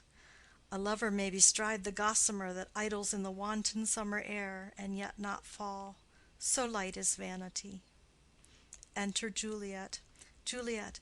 Good even to my ghostly confessor. Friar. Romeo shall thank thee, daughter, for us both. Juliet. As much to him, else is his thanks too much. Romeo. Oh, Juliet, if the measure of thy joy be heaped like mine, and that thy skill be more to blazon it, Then sweeten with thy breath this neighbor air, and let rich music's tongue unfold the imagined happiness that both receive in either by this dear encounter. Juliet, conceit, more rich in matter than in words, brags of his substance, not of ornament. They are but beggars that can count their worth. But my true love is grown to such excess, I cannot sum up sum of half my wealth. Friar. Come, come with me, and we'll make short work. For by your leaves you shall not stay alone till Holy Church incorporate two in one. Exit. End of Scene 6. End of Act 2. This is Romeo and Juliet by William Shakespeare. Act 3, Scene 1. A public place. Enter Mercutio, Benvolio, page, and servants. Benvolio. I pray thee, good Mercutio, let's retire. The day is hot, the Capulets abroad, and if we meet we shall not scape a brawl, for now these hot days is the mad blood stirring. Mercutio. Thou art like one of these fellows that when he enters the confines of a tavern, claps me his sword upon the table and says, God send me no need of thee, and by the operation of the second cup draws him on the drawer, when indeed there is no need. Benvolio. Am I like such a fellow? Mercutio. Come, come, thou art as hot a jack in thy mood as any in Italy, and as soon moved to be moody, and as soon moody to be moved. Benvolio. And what two? Mercutio. Nay, and there were two such, we should have none shortly, for one would kill the other. Thou, why thou wilt quarrel with a man that hath a hair more or a hair less in his beard than thou hast. Thou wilt quarrel with a man for cracking nuts, having no other reason but because thou hast hazel eyes. What eye but such an eye would spy out such a quarrel? Thy head is as full of quarrels as an egg is full of meat, and yet thy head hath been beaten as addle as an egg for quarreling. Thou hast quarreled with a man for coughing in the street, because he hath wakened thy dog that hath lain asleep in the sun. Didst thou not fall out with a tailor for wearing his new doublet before Easter? With another for tying his new shoes with an old riband? And yet thou wilt tutor me from quarreling? Benvolio. And I were so apt to quarrel as thou art, any man should buy the fee simple of my life for an hour and a quarter. Mercutio. The fee simple, oh simple! Benvolio. By my head, here come the Capulets. Mercutio. By my heel, I care not. Enter Tybalt and others. Tybalt. Follow me close, for I will speak to them. Gentlemen, good den. A word with one of you. Mercutio. And but one word with one of us? Couple it with something. Make it a word and a blow. Tybalt. You shall find me apt enough to that, sir, and you will give me occasion. Mercutio. Could you not take some occasion without giving? Tybalt. Mercutio, thou consortest with Romeo. Mercutio. Consort? What dost thou make us, minstrels? And thou make minstrels of us, look to hear nothing but discords. Here's my fiddlestick. Here's that shall make you dance. Zounds, consort! Benvolio. We talk here in the public haunt of men. Either withdraw unto some private place and reason coldly of your grievances, or else depart. Here all eyes gaze on us. Mercutio. Men's eyes were made to look. Let them gaze. I will not budge for no man's pleasure, I. Tybalt. Well, peace be with you, sir. Here comes my man. Enter Romeo. Mercutio. But I'll be hanged, sir, if he wear your livery.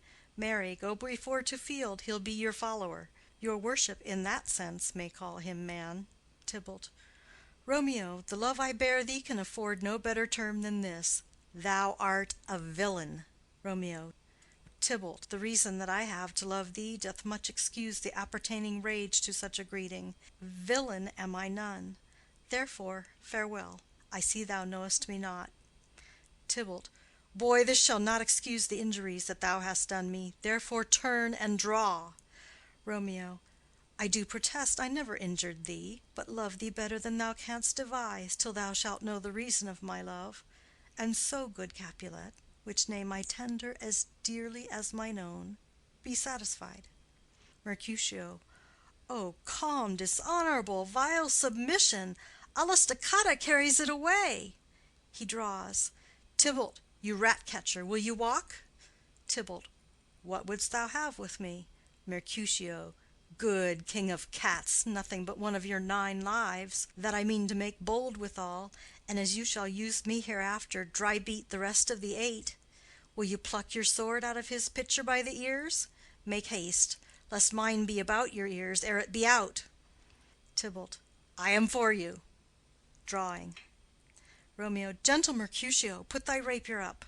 Mercutio, come, sir, you are passato. They fight. Romeo, draw Benvolio, beat down their weapons. Gentlemen, for shame, forbear this outrage. Tybalt, Mercutio, the prince expressly hath forbid this bandying in Verona streets. Hold Tybalt, good Mercutio. Exit Tybalt with his partisans. Mercutio, I am hurt. A plague o'er both your houses. I am sped. Is he gone, and hath nothing? Benvolio, what, art thou hurt? Mercutio, I, a scratch, a scratch. Marry, 'tis enough. Where's my page? Go, villain, fetch a surgeon. Exit page. Romeo, courage, man, the hurt cannot be much. Mercutio, no, 'tis not so deep as a well, nor so wide as a church door, but 'tis enough. 'Twill serve. Ask for me to-morrow, and you shall find me a grave man. I am peppered, I warrant, for this world. A plague o'er both your houses. Zounds, a dog, a rat, a mouse, a cat, to scratch a man to death. A braggart, a rogue, a villain, that fights by the book of arithmetic. Why the devil came you between us? I was hurt under your arm. Romeo, I thought all for the best. Mercutio, help me into some house, Benvolio, or I shall faint. A plague o'er both your houses. They have made worm's meat of me. I have it, and soundly too. Your houses. Exit Mercutio and Benvolio. Romeo, this gentleman, the prince's near ally, my very friend, hath got his mortal hurt in my behalf. My reputation stained with Tybalt's slander. Tybalt, that an hour hath been my kinsman. O sweet Juliet, thy beauty hath made me effeminate, and in my temper softened valor's steel. Re-enter Benvolio. Benvolio. O Romeo, Romeo, brave Mercutio's dead. That gallant spirit hath aspired the clouds, which too untimely here did scorn the earth. Romeo. This day's black fate on more days doth depend. This but begins the woe others must end. Benvolio. Here comes the furious Tybalt back again. Romeo. Alive in triumph, and Mercutio slain. Away to heaven, respective lenity, and fire-eyed fury be my conduct now. Re-enter Tybalt. Now, Tybalt, take the villain back again that late thou gavest me, for Mercutio's soul is but a little way above our heads, staying for thine to keep him company. Either thou, or I, or both must go with him. Tybalt, thou wretched boy that didst consort him here, shalt with him hence. Romeo, this shall determine that. They fight. Tybalt falls. Benvolio. Romeo, away, begone. The citizens are up, and Tybalt slain. Stand not amazed. The prince will doom thee death if thou art taken. Hence, begone, away. Romeo. Oh, I am fortune's fool. Benvolio. Why dost thou stay? Exit Romeo. Enter citizens, etc. Citizen 1. Which way ran he that killed Mercutio? Tybalt, that murderer, which way ran he? Benvolio. There lies that Tybalt. Citizen 1. Up, sir, go with me. I charge thee in the prince's name obey.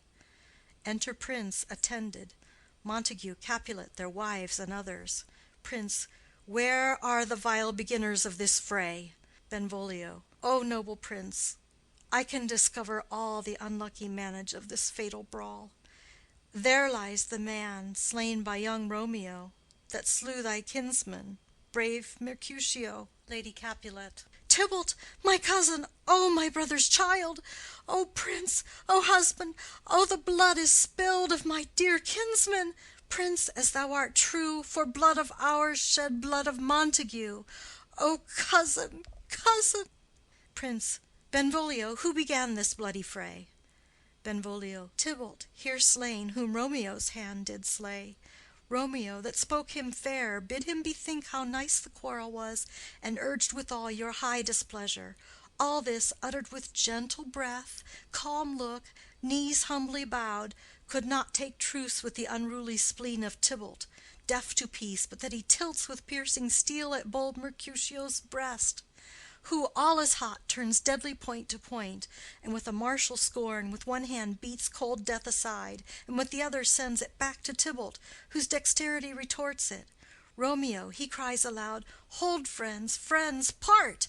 And swifter than his tongue, his agile arm beats down their fatal points, and twixt them rushes, underneath whose arm an envious thrust from Tybalt hit the life of stout Mercutio. And then Tybalt fled, but by and by comes back to Romeo, who had but newly entertained revenge, and to it they go like lightning, for ere I could draw to part them was stout Tybalt slain, and as he fell did Romeo turn and fly. This is the truth, or let Benvolio die. Lady Capulet. He is a kinsman to the Montague. Affection makes him false. He speaks not true. Some 20 of them fought in this black strife, and all those 20 could but kill one life. I beg for justice, which thou, prince, must give. Romeo slew Tybalt. Romeo must not live. Prince. Romeo slew him. He slew Mercutio. Who now the price of his dear blood doth owe? Montague. Not Romeo, prince. He was Mercutio's friend. His fault concludes but what the law should end, the life of Tybalt. Prince. And for that offense immediately we do exile him hence. I have an interest in your hate's proceeding. My blood for your rude brawls doth lie a-bleeding. But I'll amerce you with so strong a fine that you shall all repent the loss of mine. I will be deaf to pleading and excuses. Nor tears nor prayers shall purchase out abuses, therefore use none. Let Romeo hence in haste, else when he is found, that hour is his last. Bear hence this body and attend our will. Mercy but murders, pardoning those that kill. Exit. End of Scene 1. Scene 2. A room in Capulet's house. Enter Juliet. Juliet. Gallop apace, ye fiery-footed steeds, toward Phoebus's lodging. Such a wagoner as Phaeton would whip you to the west, and bring in cloudy night immediately. Spread thy close curtain, love-performing night, that rude eyes may wink, and Romeo leap to these arms, untalked of and unseen. Lovers can see to do their amorous rites by their own beauties, or, if love be blind, it best agrees with night. Come, civil knight, thou sober-suited matron, all in black, and learn me how to lose a winning match, played for a pair of unstained maidenhoods. Hood my unmanned blood, bating in my cheeks, with thy black mantle, till strange love, grown bold, think true love acted simple modesty. Come, night, come, Romeo, come, thou day and night, for thou wilt lie upon the wings of night whiter than new snow upon a raven's back. Come, gentle night, come, loving black-browed night, give me my Romeo, and when he shall die, take him and cut him out in little stars, and he will make the face of heaven so fine that all the world will be in love with night, and pay no worship to the garish sun. Oh, I have bought the mansion of a love, but not possessed it, and though I am sold, not yet enjoyed. So tedious is this day as is the night before some festival to an impatient child that hath new robes, and may not wear them. Oh, here comes my nurse, and she brings news, and every tongue that speaks but Romeo's name speaks heavenly eloquence. Enter nurse with cords. Now, nurse, what news? What hast thou there? The cords that Romeo bid thee fetch? Nurse. Ay, the cords. Throws them down. Juliet. Ah me, what news? Why dost thou wring thy hands? Nurse. Ah, well a day! He's dead! He's dead! He's dead! We are undone, lady, we are undone. Alack the day! He's gone! He's killed! He's dead! Juliet. Can heaven be so envious? Nurse. Romeo can, though heaven cannot. Oh, Romeo, Romeo, whoever would have thought it? Romeo! Juliet. What devil art thou that dost torment me thus? This torture should be roared in dismal hell. Hath Romeo slain himself? Say thou but I, and that bare vowel I shall poison more than the death-darting eye of a cockatrice. I am not I, if there be such an eye, or those eyes shut that make the answer I. If he be slain, say I, or if not, no. Brief sounds determine of my weal or woe. Nurse. I saw the wound, I saw it with mine eyes. God save the mark, here on his manly breast. A piteous course, a bloody, piteous course, pale, pale as ashes, all bedaubed in blood, all in gore blood. I swounded at the sight. Juliet. Oh, break my heart. Poor bankrout, break at once. To prison eyes, ne'er look on liberty. Vile earth, to earth resign, end motion here. And thou and Romeo press one heavy bier. Nurse. O Tybalt, Tybalt, the best friend I had! O courteous Tybalt, honest gentleman, that ever I should live to see thee dead! Juliet. What storm is this that blows so contrary? Is Romeo slaughtered, and is Tybalt dead? My dear loved cousin, and my dearer lord? Then, dreadful trumpet, sound the general doom, for who is living if those two are gone? Nurse. Tybalt is gone, and Romeo banished. Romeo that killed him, he is banished. Juliet. O God! Did Romeo's hand shed Tybalt's blood? Nurse. It did, it did. Alas, the day it did. Juliet. O serpent heart, hid with a flowering face, did ever dragon keep so fair a cave? Beautiful tyrant, fiend angelical, dove-feathered raven, wolfish ravening lamb, despised substance of divinest show, just opposite to what thou justly seem'st, a damned saint, an honorable villain. O nature, what hadst thou to do in hell when thou didst bower the spirit of a fiend in mortal paradise of such sweet flesh? Was ever book containing such vile matter so fairly bound? Oh, that deceit should dwell in such a gorgeous palace! Nurse. There is no trust, no faith, no honesty in men, all perjured, all forsworn, all naught, all dissemblers. Ah, where's my man? Give me some aqua vitae. These griefs, these woes, these sorrows make me old. Shame come to Romeo. Juliet. Blistered be thy tongue for such a wish. He was not born to shame. Upon his brow shame is ashamed to sit, for 'tis a throne where honor may be crowned, sole monarch of the universal earth. Oh, what a beast was I to chide at him! Nurse. Will you speak well of him that killed your cousin? Juliet. Shall I speak ill of him that is my husband? Ah, poor my lord, what tongue shall smooth thy name when I, thy 3 hours' wife, have mangled it? But wherefore, villain, didst thou kill my cousin? That villain cousin would have killed my husband. Back, foolish tears, back to your native spring. Your tributary drops belong to woe, which you, mistaking, offer up to joy. My husband lives that Tybalt would have slain, and Tybalt's dead that would have slain my husband. All this is comfort. Wherefore weep I then? Some word there was, worser than Tybalt's death, that murdered me. I would forget it fain, but oh, it presses to my memory like damned guilty deeds to sinners' minds. Tybalt is dead, and Romeo banished. That one word banished hath slain 10,000 Tybalts. Tybalt's death was woe enough, if it had ended there, or if sour woe delights in fellowship, and needly will be ranked with other griefs.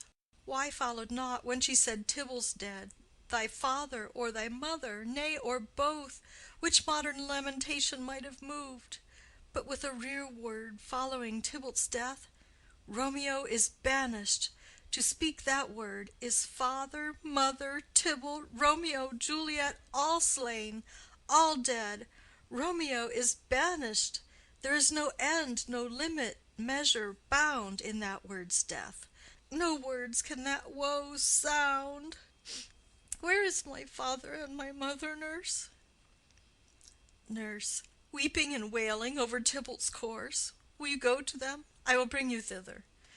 Juliet. Wash they his wounds with tears. Mine shall be spent when theirs are dry for Romeo's banishment. Take up those cords. Poor ropes, you are beguiled, both you and I, for Romeo is exiled.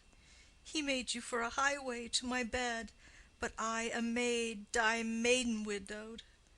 Come, cords, come, nurse, I'll to my wedding bed, and death, not Romeo, take my maidenhead. Nurse, hie to your chamber, I'll find Romeo to comfort you. I wot well where he is.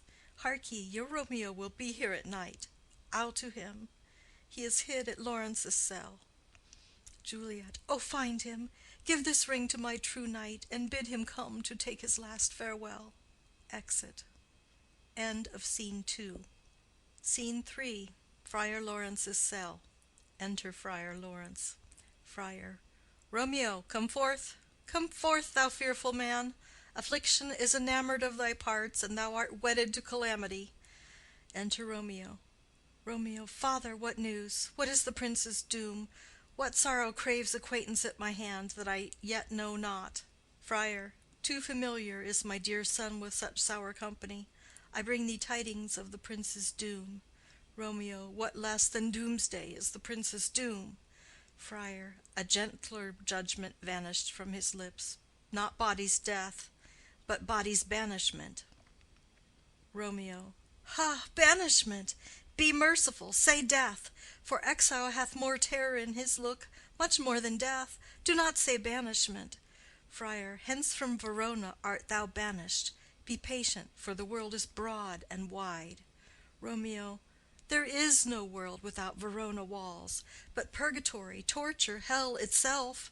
Hence banished is banished from the world, and world's exile is death. Then banished is death mistermed.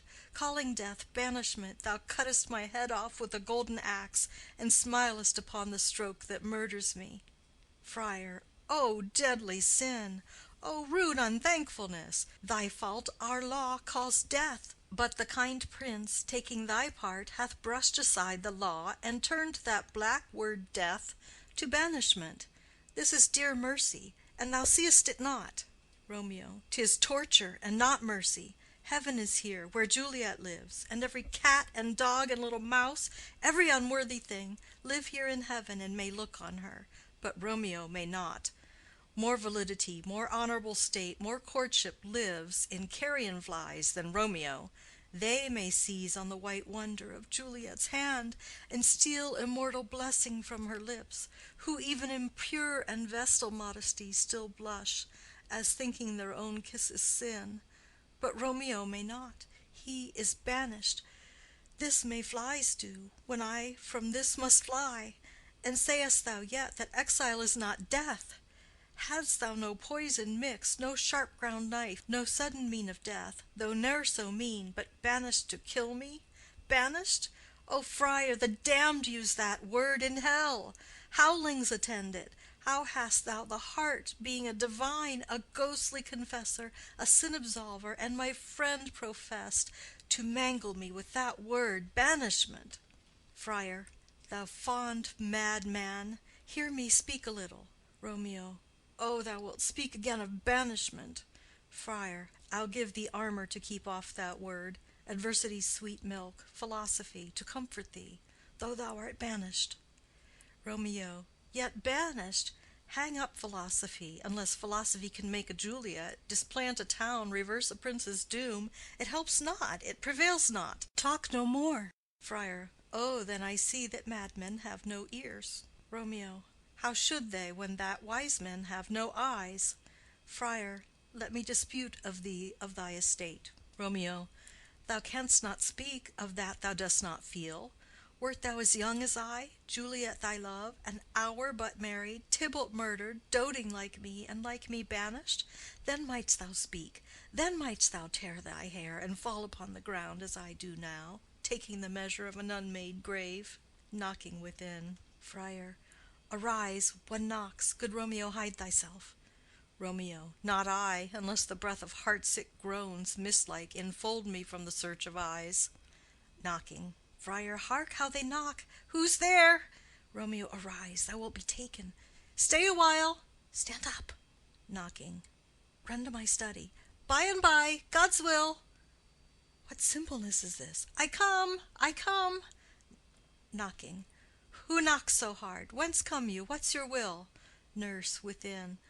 Let me come in, and you shall know my errand. I come from Lady Juliet. Friar. Welcome then. Enter Nurse. Nurse. O holy friar, oh tell me, holy friar, where is my lady's lord? Where's Romeo? Friar. There on the ground, with his own tears made drunk.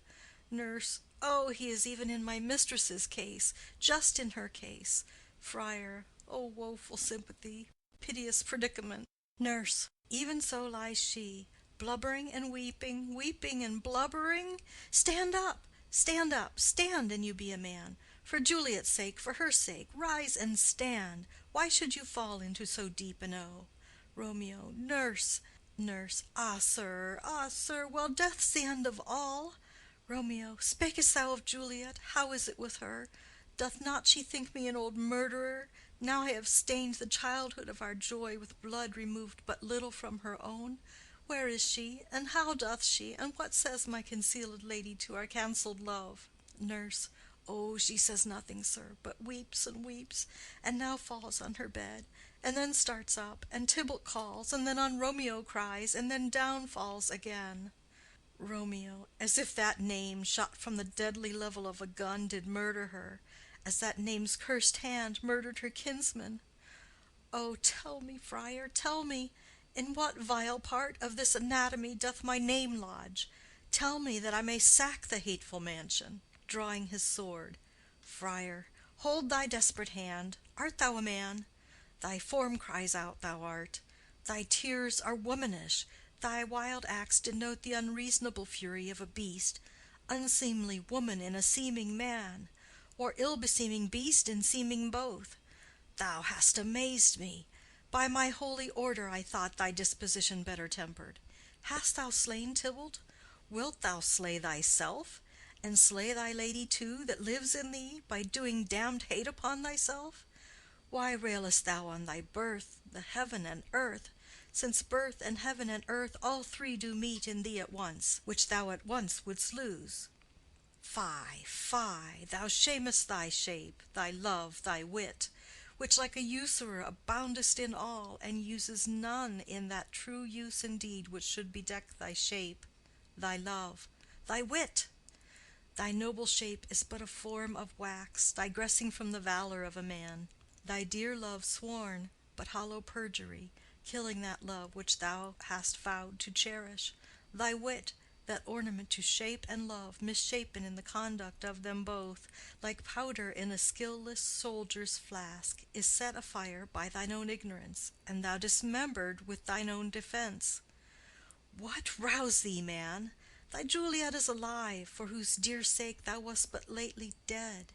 There thou art happy. Tybalt would kill thee, but thou slewest Tybalt. There thou art happy too. The law, that threatened death, becomes thy friend and turns it to exile. There art thou happy. A pack of blessings lights upon thy back.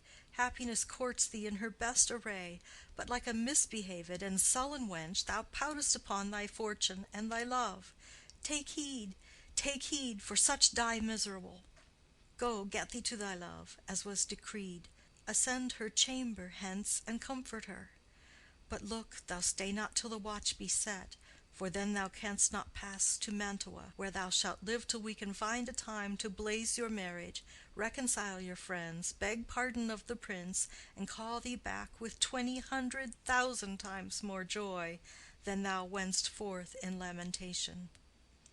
Go before, nurse, commend me to thy lady, and bid her hasten all the house to bed, which heavy sorrow makes them apt unto.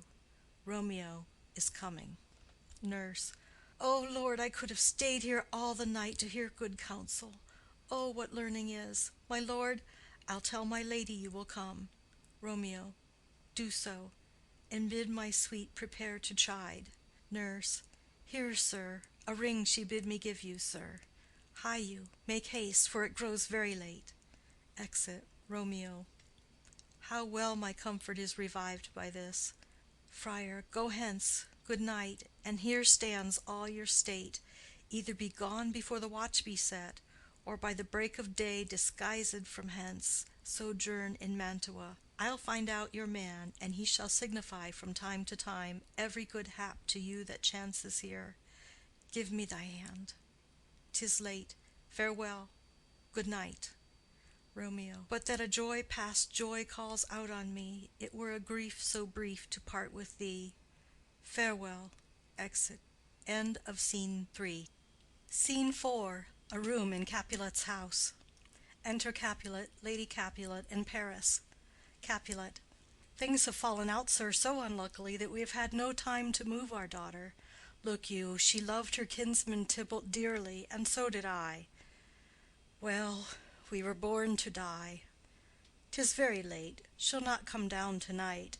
I promise you, but for your company I would have been abed an hour ago. Paris. These times of woe afford no tune to woo.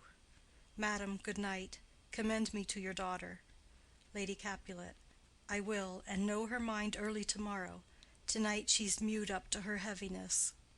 Capulet. Sir Paris, I will make a desperate tender of my child's love. I think she will be ruled in all respects by me. Nay, more, I doubt it not.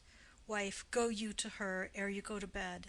Acquaint her here of my son Paris's love, and bid her mark you me on Wednesday next. But soft, what day is this? Paris. Monday, my lord. Capulet. Monday. Ha! Well, Wednesday is too soon. Thursday let it be. A Thursday, tell her. She shall be married to this noble earl. Will you be ready? Do you like this haste? We'll keep no great ado, a friend or two. For hark you, Tybalt being slain so late, it may be thought we held him carelessly, being our kinsman, if we revel much.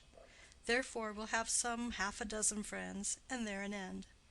But what say you to Thursday? Paris. My lord, I would that Thursday were to-morrow. Capulet. Well, get you gone. A Thursday be it then. Go you to Juliet ere you go to bed. Prepare her, wife, against this wedding day. Farewell, my lord. Light to my chamber, ho! Afore me, it is so very, very late that we may call it early by and by. Good night. Exit. Scene 5. An open gallery to Juliet's chamber overlooking the garden. Enter Romeo and Juliet. Juliet. Wilt thou be gone? It is not yet near day. It was the nightingale, and not the lark, that pierced the fearful hollow of thine ear. Nightly she sings on yon pomegranate tree. Believe me, love, it was the nightingale. Romeo. It was the lark, the herald of the morn, no nightingale. Look, love, what envious streaks do lace the severing clouds in yonder east. Night's candles are burnt out, and jocund day stands tiptoe on the misty mountain tops. I must be gone and live, or stay and die. Juliet. Yond light is not daylight, I know it I. It is some meteor that the sun exhales to be to thee this night a torch-bearer, and light thee on the way to Mantua. Therefore stay yet. Thou needest not to be gone. Romeo. Let me be taken, let me be put to death. I am content, so thou wilt have it so. I'll say yon gray is not the morning's eye, 'tis but the pale reflex of Cynthia's brow. Nor that is not the lark whose notes do beat the vaulty heaven so high above our heads. I have more care to stay than will to go. Come, death, and welcome. Juliet wills it so. How is it, my soul? Let's talk. It is not day. Juliet. It is, it is. Hie hence, be gone, away. It is the lark that sings so out of tune, straining the harsh discords and unpleasing sharps. Some say the lark makes sweet division. This doth not so, for she divideth us. Some say the lark and lo the toad change eyes. Oh, now I would they had changed voices too, since arm from arm that voice doth us affray, hunting thee hence with hunts up to the day. Oh, now be gone. More light and light it grows. Romeo. More light and light, more dark and dark our woes. Enter nurse. Nurse. Madam. Juliet. Nurse? Nurse, your lady mother is coming to your chamber. The day is broke. Be wary. Look about. Exit. Juliet. Then, window, let day in, and let life out. Romeo. Farewell, farewell. One kiss, and I'll descend. descends. Juliet. Art thou gone so? My lord, my love, my friend, I must hear from thee every day in the hour, for in a minute there are many days. Oh, by this count I shall be much in years ere I again behold my Romeo. Romeo. Farewell. I will omit no opportunity that may convey my greetings, love, to thee. Juliet. Oh, thinkest thou we shall ever meet again? Romeo. I doubt it not. And all these woes shall serve for sweet discourses in our time to come. Juliet. O God, I have an ill divining soul. Methinks I see thee, now thou art below, as one dead in the bottom of a tomb. Either my eyesight fails, or thou lookest pale. Romeo. And trust me, love, in my eye so do you. Dry sorrow drinks our blood. Adieu, adieu. Exit below. Juliet. O fortune, fortune! All men call thee fickle. If thou art fickle, what dost thou with him that is renowned for faith? Be fickle, fortune, for then I hope thou wilt not keep him long, but send him back. Lady Capulet within. Ho, daughter, are you up? Juliet. Who is it that calls? Is it my lady mother? Is she not down so late, or up so early? What unaccustomed cause procures her hither? Enter Lady Capulet. Lady Capulet. Why, how now, Juliet? Juliet. Madam, I am not well. Lady Capulet. Evermore weeping for your cousin's death? What, wilt thou wash him from his grave with tears? And if thou couldst not make him live. Therefore have done. Some grief shows much of love, but much of grief shows still some want of wit. Juliet. Yet let me weep for such a feeling loss. Lady Capulet. So shall you feel the loss, but not the friend which you weep for. Juliet. Feeling so the loss, I cannot choose but ever weep the friend. Lady Capulet. Well, girl, thou weepest not so much for his death as that the villain lives which slaughtered him. Juliet. What villain, madam? Lady Capulet. That same villain Romeo. Juliet. Villain and he may be many miles asunder. God pardon him. I do with all my heart, and yet no man like he doth grieve my heart. Lady Capulet. That is because the traitor murderer lives. Juliet. Ay, madam, from the reach of these my hands. Would none but I might venge my cousin's death. Lady Capulet. We will have vengeance for it, fear thou not. Then weep no more. I'll send to one in Mantua, where that same banished runagate doth live, shall give him such an unaccustomed dram that he shall soon keep Tybalt company, and then I hope thou wilt be satisfied. Juliet. Indeed, I never shall be satisfied with Romeo till I behold him dead. Is my poor heart so for a kinsman vexed? Madam, if you could find out but a man to bear a poison, I would temper it, that Romeo should, upon receipt thereof, soon sleep in quiet. Oh, how my heart abhors to hear him named, and cannot come to him, to wreak the love I bore my cousin Tybalt upon his body that hath slaughtered him. Lady Capulet. Find thou the means, and I'll find such a man. But now I'll tell thee joyful tidings, girl. Juliet. And joy comes well in such a needy time. What are they, I beseech your ladyship? Lady Capulet. Well, well, thou hast a careful father, child. One who, to put thee from thy heaviness, hath sorted out a sudden day of joy, that thou expectest not, nor I looked not for. Juliet. Madam, in happy time, what day is that? Lady Capulet. Marry, my child, early next Thursday morn, the gallant young and noble gentleman, the County Paris, at St. Peter's Church, shall happily make thee there a joyful bride. Juliet. Now by St. Peter's Church, and Peter too, he shall not make me there a joyful bride. I wonder at this haste, that I must wed ere he that should be husband comes to woo. I pray you, tell my lord and father, madam, I will not marry yet, and when I do, I swear it shall be Romeo, whom you know I hate, rather than Paris. These are news indeed. Lady Capulet. Here comes your father. Tell him so yourself, and see how he will take it at your hands. Enter Capulet and nurse. Capulet. When the sun sets, the air doth drizzle dew, but for the sunset of my brother's son it rains downright. How now, a conduit girl? What, still in tears? Evermore showering? In one little body thou counterfeitest a bark, a sea, a wind. For still thy eyes, which I may call the sea, do ebb and flow with tears. The bark thy body is, sailing in this salt flood, the winds thy sighs, who raging with thy tears, and they with them, without a sudden calm will overset thy tempest-tossed body. How now, wife? Have you delivered to her our decree? Lady Capulet. Ay, sir, but she will none. She gives you thanks. I would the fool were married to her grave. Capulet. Soft! Take me with you, wife. How, will she none? Doth she not give us thanks? Is she not proud? Doth she not count her blessed, unworthy as she is, that we have wrought so worthy a gentleman to be her bridegroom? Juliet. Not proud you have, but thankful that you have. Proud can I never be of what I hate, but thankful even for hate that is meant love. Capulet. How now, how now? Chop logic, what is this? Proud, and I thank you not, and yet not proud? Mistress minion you, thank me no thankings, nor proud me no prouds, but fettle your fine joints against Thursday next to go with Paris to St. Peter's Church, or I will drag thee on a hurdle thither. Out, you green sickness carrion, out, you baggage, you tallow face. Lady Capulet. Fie, fie, what, are you mad? Juliet. Good father, I beseech you on my knees, hear me with patience but to speak a word. Capulet. Hang thee, young baggage, disobedient wretch. I tell thee what, get thee to church on Thursday, or never after look me in the face. Speak not, reply not, do not answer me. My fingers itch. Wife, we scarce thought us blessed that God had lent us but this only child, and now I see this one is one too much, and that we have a curse in having her. Out on her, Hilding. Nurse. God in heaven bless her.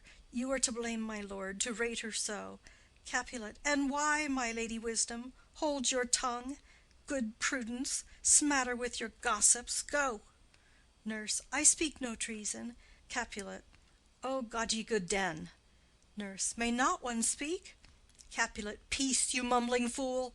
Utter your gravity or a gossip's bowl, for here we need it not. Lady Capulet. You are too hot. Capulet. God's bread, it makes me mad. Day, night, hour, time, tide, work, play, alone in company, still my care hath been to have her matched, and having now provided a gentleman of noble parentage, a fair domain, youthful and nobly trained, stuffed, as they say, with honorable parts, proportioned as one's heart would wish a man, and then to have a wretched puling fool, a whining mabbit, in her fortune's tender, to answer, I'll not wed, I cannot love, I am too young, I pray you pardon me. But an you will not wed, I'll pardon you. Graze where you will, you shall not house with me. Look to it, think on it, I do not use to jest. Thursday is near, lay hand on heart, advise, and you be mine, I'll give you to my friend. And you be not, hang, beg, starve, die in the streets, for by my soul, I'll ne'er acknowledge thee. For what is mine shall ne'er do thee good. Trust to it, bethink you, I'll not be forsworn. Exit. Juliet. Is there no pity sitting in the clouds that see into the bottom of my grief? O sweet my mother, cast me not away. Delay this marriage for a month, a week, or if you do not, make the bridal bed in that dim monument where Tybalt lies. Lady Capulet. Talk not to me, for I'll not speak a word. Do as thou wilt, for I have done with thee. Exit. Juliet. O God, O nurse, how shall this be prevented? My husband is on earth, my faith in heaven. How shall that faith return again to earth, unless that husband send it me from heaven by leaving earth? Comfort me, counsel me. Alack, alack, that heaven should practice stratagems upon so soft a subject as myself. What sayest thou? Hast thou not a word of joy? Some comfort, nurse. Nurse. Faith, here 'tis. Romeo is banished, and all the world to nothing that he dares ne'er come back to challenge you, or if he do, it needs must be by stealth. Then, since the case so stands as now it doth, I think it best you married with the county. Oh, he's a lovely gentleman. Romeo's a dishclout to him. An eagle, madam, hath not so green, so quick, so fair an eye as Paris hath. Beshrew my very heart, I think you are happy in this second match, for it excels your first, or if it did not, your first is dead, or 'twere as good he were as living here, and you no use of him. Juliet. Speakest thou this from thy heart? Nurse. And from my soul too, or else beshrew them both. Juliet. Amen. Nurse. What? Juliet. Well, thou hast comforted me marvellous much.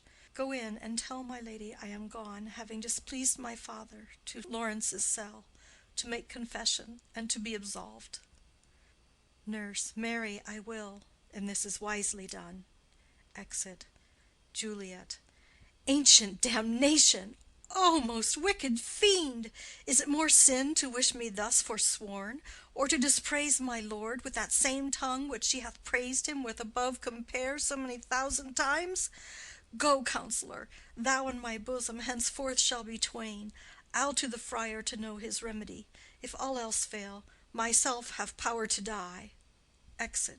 End of Scene 5. End of Act 3.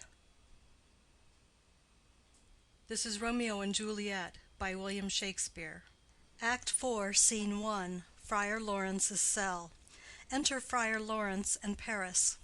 Friar. On Thursday, sir. The time is very short. Paris. My father Capulet will have it so, and I am nothing slow to slack his haste. Friar. You say you do not know the lady's mind. Uneven is the course. I like it not. Paris. Immoderately she weeps for Tybalt's death, and therefore have I little talked of love, for Venus smiles not in a house of tears. Now, sir, her father counts it dangerous that she do give her sorrow so much sway, and in his wisdom hastes our marriage, to stop the inundation of her tears, which, too much minded by herself alone, may be put from her by society. Now do you know the reason of this haste? Friar. Aside. I would I knew not why it should be slowed. Look, sir, here comes the lady toward my cell. Enter Juliet. Paris. Happily met, my lady and my wife. Juliet. That may be, sir, when I may be a wife. Paris. That may be, must be, love, on Thursday next. Juliet. What must be, shall be. Friar. That's a certain text. Paris. Come you to make confession to this father? Juliet. To answer that, I should confess to you. Paris. Do not deny to him that you love me. Juliet. I will confess to you that I love him. Paris. So will ye, I am sure, that you love me. Juliet. If I do so, it will be of more price, being spoke behind your back than to your face. Paris. Poor soul, thy face is much abused with tears. Juliet. The tears have got small victory by that, for it was bad enough before their spite. Paris. Thou wrong'st it more than tears with that report. Juliet. That is no slander, sir, which is a truth, and what I spake it to my face. Paris. Thy face is mine, and thou hast slandered it. Juliet. It may be so, for it is not mine own. Are you at leisure, holy father, now, or shall I come to you at evening mass? Friar. My leisure serves me, pensive daughter, now. My lord, we must entreat the time alone. Paris. God shield I should disturb devotion. Juliet. On Thursday early will I rouse you. Till then, adieu, and keep this holy kiss. Exit. Juliet. Oh, shut the door, and when thou hast done so, come weep with me, past hope, past cure, past help. Friar. Ah, Juliet, I already know thy grief. It strains me past the compass of my wits. I hear thou must, and nothing may prorogue it, on Thursday next be married to this county. Juliet. Tell me not, friar, that thou hearest of this, unless thou tell me how I may prevent it. If in thy wisdom thou canst give no help, do thou but call my resolution wise, and with this knife I'll help it presently. God joined my heart and Romeo's, thou our hands, and ere this hand by thee to Romeo's sealed shall be the label to another deed, or my true heart with treacherous revolt turn to another, this shall slay them both.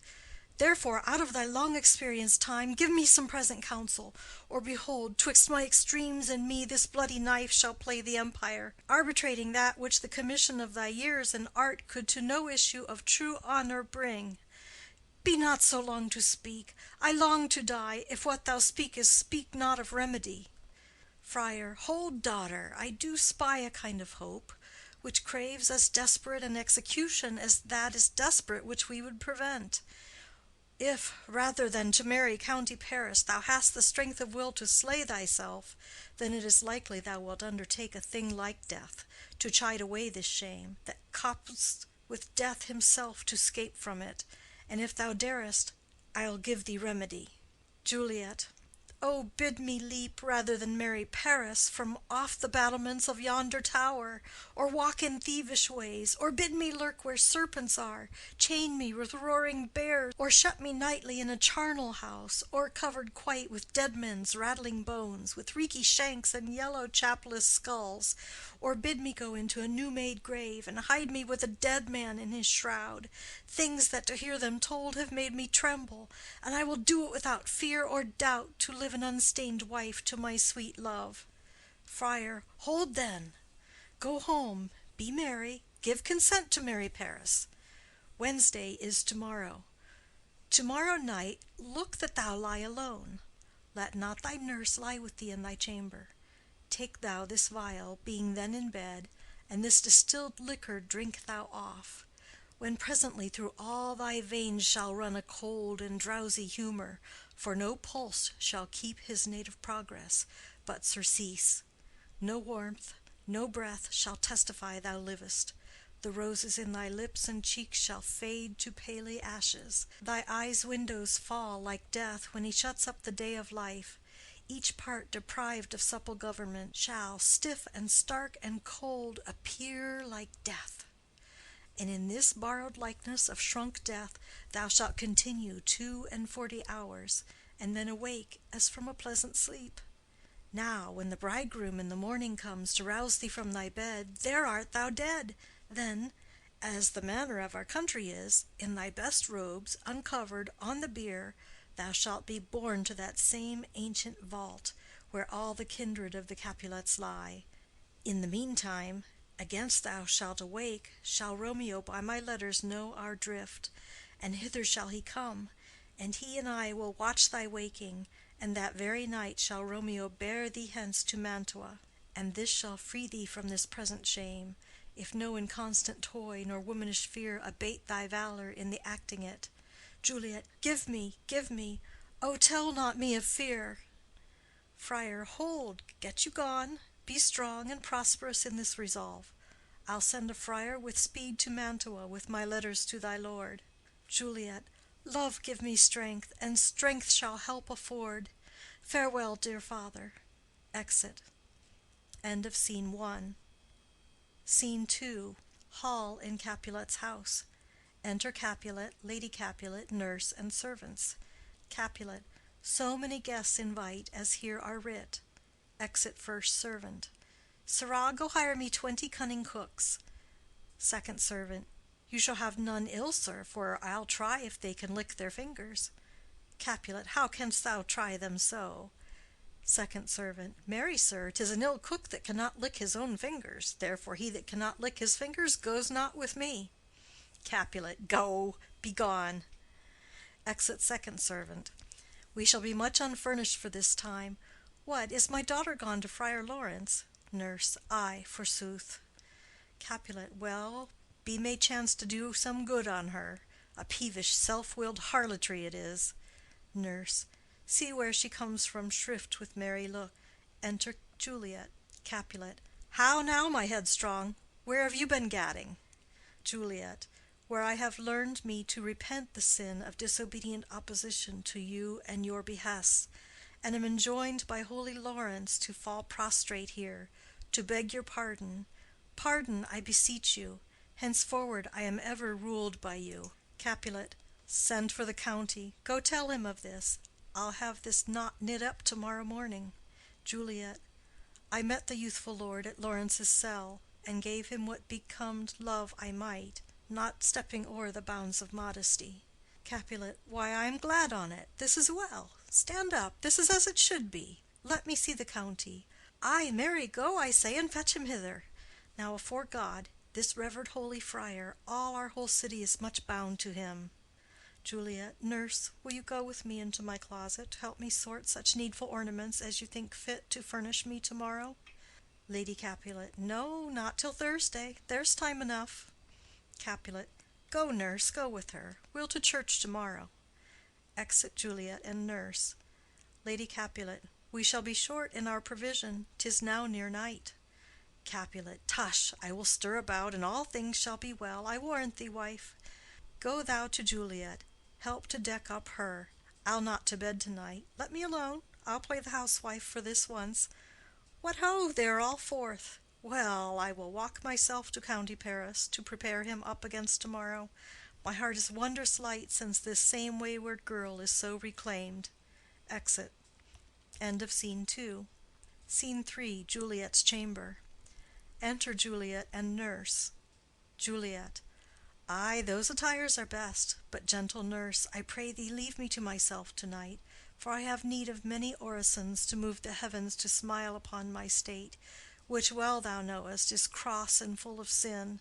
Enter Lady Capulet. Lady Capulet. What, are you busy, ho? Need you my help? Juliet. No, madam. We have culled such necessaries as are behoveful for our state tomorrow. So please you, let me now be left alone, and let the nurse this night sit up with you, for I am sure you have your hands full all in this so sudden business. Lady Capulet. Good night. Get thee to bed and rest, for thou hast need. Exit Lady Capulet and nurse. Juliet. Farewell. God knows when we shall meet again. I have a faint cold fear thrills through my veins that almost freezes up the heat of life. I'll call them back again to comfort me. Nurse! Oh, what should she do here? My dismal scene I needs must act alone. Come, viol. What if this mixture do not work at all? Shall I be married, then, tomorrow morning? No, no, this shall forbid it. Lie thou there, laying down her dagger. What if it be a poison which the friar subtly hath ministered to have me dead, lest in this marriage he should be dishonored, because he married me before to Romeo? I fear it is, and yet methinks it should not, for he hath still been tried a holy man. I will not entertain so bad a thought. How if, when I am laid into the tomb, I wake before the time that Romeo come to redeem me? There's a fearful point. Shall I not then be stifled in the vault, to whose foul mouth no healthsome air breathes in, and there die strangled ere my Romeo comes? Or if I live, is it not very like the horrible conceit of death and night, together with the terror of the place, as in a vault, an ancient receptacle, where for this many hundred years the bones of all my buried ancestors are packed, where bloody Tybalt, yet but green in earth, lies festering in his shroud, whereas they say at some hours in the night spirits resort? Alack, alack, is it not like that I, so early waking, what with loathsome smells and shrieks like mandrakes torn out of the earth, that living mortals, hearing them, run mad? Oh, if I wake, shall I not be distraught, environed with all these hideous fears, and madly play with my forefather's joints, and pluck the mangled Tybalt from his shroud, and in this rage with some great kinsman's bone, as with a club, dash out my desperate brains? Oh, look, methinks I see my cousin's ghost seeking out Romeo, that did spit his body upon a rapier's point. Stay, Tybalt, stay. Romeo, I come. This do I drink to thee. Throws herself on the bed. End of Scene 3. Scene 4. Hall in Capulet's house. Enter Lady Capulet and nurse. Lady Capulet. Hold, take these keys and fetch more spices, nurse. Nurse. They call for dates and quinces in the pantry. Enter Capulet. Capulet. Come, stir, stir, stir. The second cock hath crowed. The curfew bell hath rung. 'Tis 3 o'clock. Look to the baked meats, good Angelica. Spare not for cost. Nurse. Go, you cot queen, go. Get you to bed. Faith, you'll be sick tomorrow for this night's watching. Capulet. No, not a whit. What, I have watched ere now all night for lesser cause, and ne'er been sick. Lady Capulet. Ay, you have been a mouse hunt in your time, but I will watch you from such watching now. Exit Lady Capulet and nurse. Capulet. A jealous hood, a jealous hood. Now, fellow. Enter servants with spits, logs, and baskets. What's there? Servant 1. Things for the cook, sir, but I know not what. Capulet, make haste, make haste. Exit servant 1. Sirrah, fetch drier logs. Call Peter, he will show thee where they are. Second servant, I have a head, sir, that will find out logs, and never trouble Peter for the matter. Exit. Capulet, mass and well said. A merry horse, and ha! Thou shalt be loggerhead. Good faith, 'tis day. The county will be here with music straight, for so he said he would. Ah, I hear him near. Music within. Nurse! Wife! What ho! What, nurse? I say! Re-enter nurse. Go, waken Juliet. Go and trim her up. I'll go and chat with Paris. Hi, make haste, make haste. The bridegroom he is come already. Make haste, I say. Exit. End of Scene 4. Scene 5, Juliet's chamber. Juliet on the bed. Enter nurse. Mistress! What mistress? Juliet! Fast, I warrant her, she. Why, lamb, why, lady, fie, you slug abed, why, love, I say, madam, sweetheart, why, bride, what, not a word? You take your pennyworths now, sleep for a week, for the next night, I warrant, the county Paris hath set up his rest, that you shall rest but little. God forgive me. Mary and amen, how sound is she asleep! I must needs wake her. Madam, madam, madam, I let the county take you in your bed. He'll fright you up, in faith, will it not be? What, dressed and in your clothes, and down again? I must needs wake you. Lady, lady, lady! Alas, alas, help, help, my lady's dead!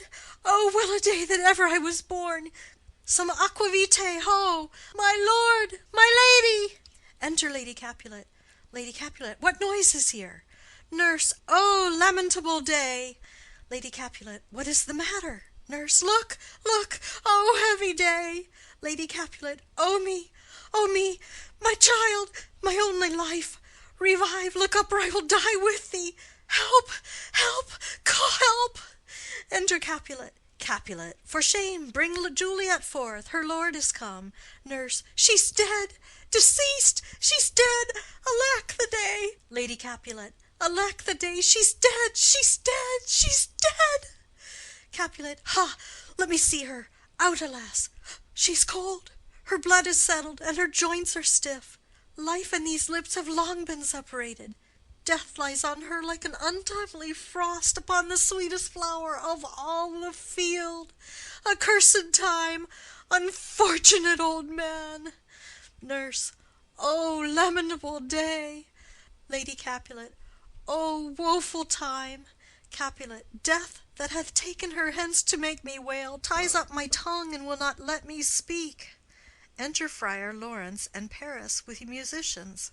Friar, come, is the bride ready to go to church? Capulet, ready to go, but never to return.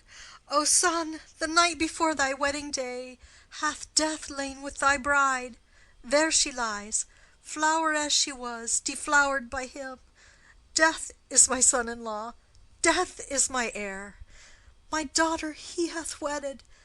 I will die and leave him all, life, living, all is death's. Paris, have I thought long to see this morning's face, and doth it give me such a sight as this? Lady Capulet, accursed, unhappy, wretched, hateful day, most miserable hour that e'er time saw in lasting labor of his pilgrimage. But one poor and loving child, and one thing to rejoice and solace in, and cruel death hath catched it from my sight. Nurse, oh woe, oh woeful, woeful, woeful day! Most lamentable day, most woeful day that ever I did yet behold. O day, O day, O day, O hateful day! Never was seen so black a day as this. O woeful day, O woeful day! Paris, beguiled, divorced, wronged, spited, slain, most detestable death by thee beguiled, by cruel, cruel thee quite overthrown. O love, O life, not life, but love in death! Capulet, despised, distressed, hated, martyred, killed, uncomfortable time, why camest thou now to murder our solemnity? O child, O child, my soul, and not my child! Dead art thou, dead! Alack, my child is dead, and with my child my joys are buried. Friar. Peace, ho! For shame, confusion's cure lives not in these confusions. Heaven and yourself had part in this fair maid. Now heaven hath all, and all the better is it for the maid. Your part in her you could not keep from death, but heaven keeps his part in eternal life. The most you sought was her promotion, for 'twas your heaven she should be advanced. And weep ye now, seeing she is advanced above the clouds, as high as heaven itself? Oh, in this love you love your child so ill that you run mad, seeing that she is well. She's not well married that lives married long, but she's best married that dies married young. Dry up your tears, and stick your rosemary on this fair corse, and as the custom is, in all her best array, bear her to church. For though fond nature bids us all lament, yet nature's tears are reason's merriment. Capulet. All things that we ordained festival turn from their office to black funeral. Our instruments to melancholy bells, our wedding cheer to a sad burial feast. Our solemn hymns to sullen dirges change. Our bridal flowers serve for a buried corse, and all things change them to the contrary. Friar. Sir, go you in, and madam, go with him. And go, Sir Paris, every one prepare to follow this fair course unto her grave. The heavens do lower upon you for some ill. Move them no more by crossing their high will. Exit Capulet, Lady Capulet, Paris, and Friar. First Musician. Faith, we may put up our pipes and be gone. Nurse. Honest good fellows, ah, put up, for well you know this is a pitiful case. Exit. First Musician. Ay, by my troth, the case may be amended. Enter Peter. Peter. Musicians, O musicians, heart's ease, and you will have me live. Play heart's ease. First Musician. Why heart's ease? Peter. O musicians, because my heart itself plays, my heart is full of woe. O play me some merry dump to comfort me. First Musician. Not a dump we, 'tis no time to play now. Peter. You will not then? First Musician. No. Peter. I will then give it you soundly. First Musician. What will you give us? Peter. No money on my faith, but the gleek. I will give you the minstrel. First Musician. Then will I give you the serving creature. Peter. Then will I lay the serving creature's dagger on your pate. I will carry no crotchets. I'll ray you, I'll faw you. Do you note me? First Musician. And you ray us and faw us, you note us. Second Musician. Pray you put up your dagger and put out your wit. Peter. Then have at you with my wit. I will dry beat you with an iron wit and put up my iron dagger. Answer me like men. When griping grief the heart doth wound, and doleful dumps the mind oppress, then music with her silver sound. Why silver sound? Why music with her silver sound? What say you, Simon Catling? First Musician. Marry, sir, because silver hath a sweet sound. Peter. Pretty. What say you, Hugh Rebeck? Second Musician. I say silver sound, because musicians sound for silver. Peter. Pretty too. What say you, James Soundpost? Third Musician. Faith, I know not what to say. Peter. Oh, I cry you mercy. You are the singer. I will say for you.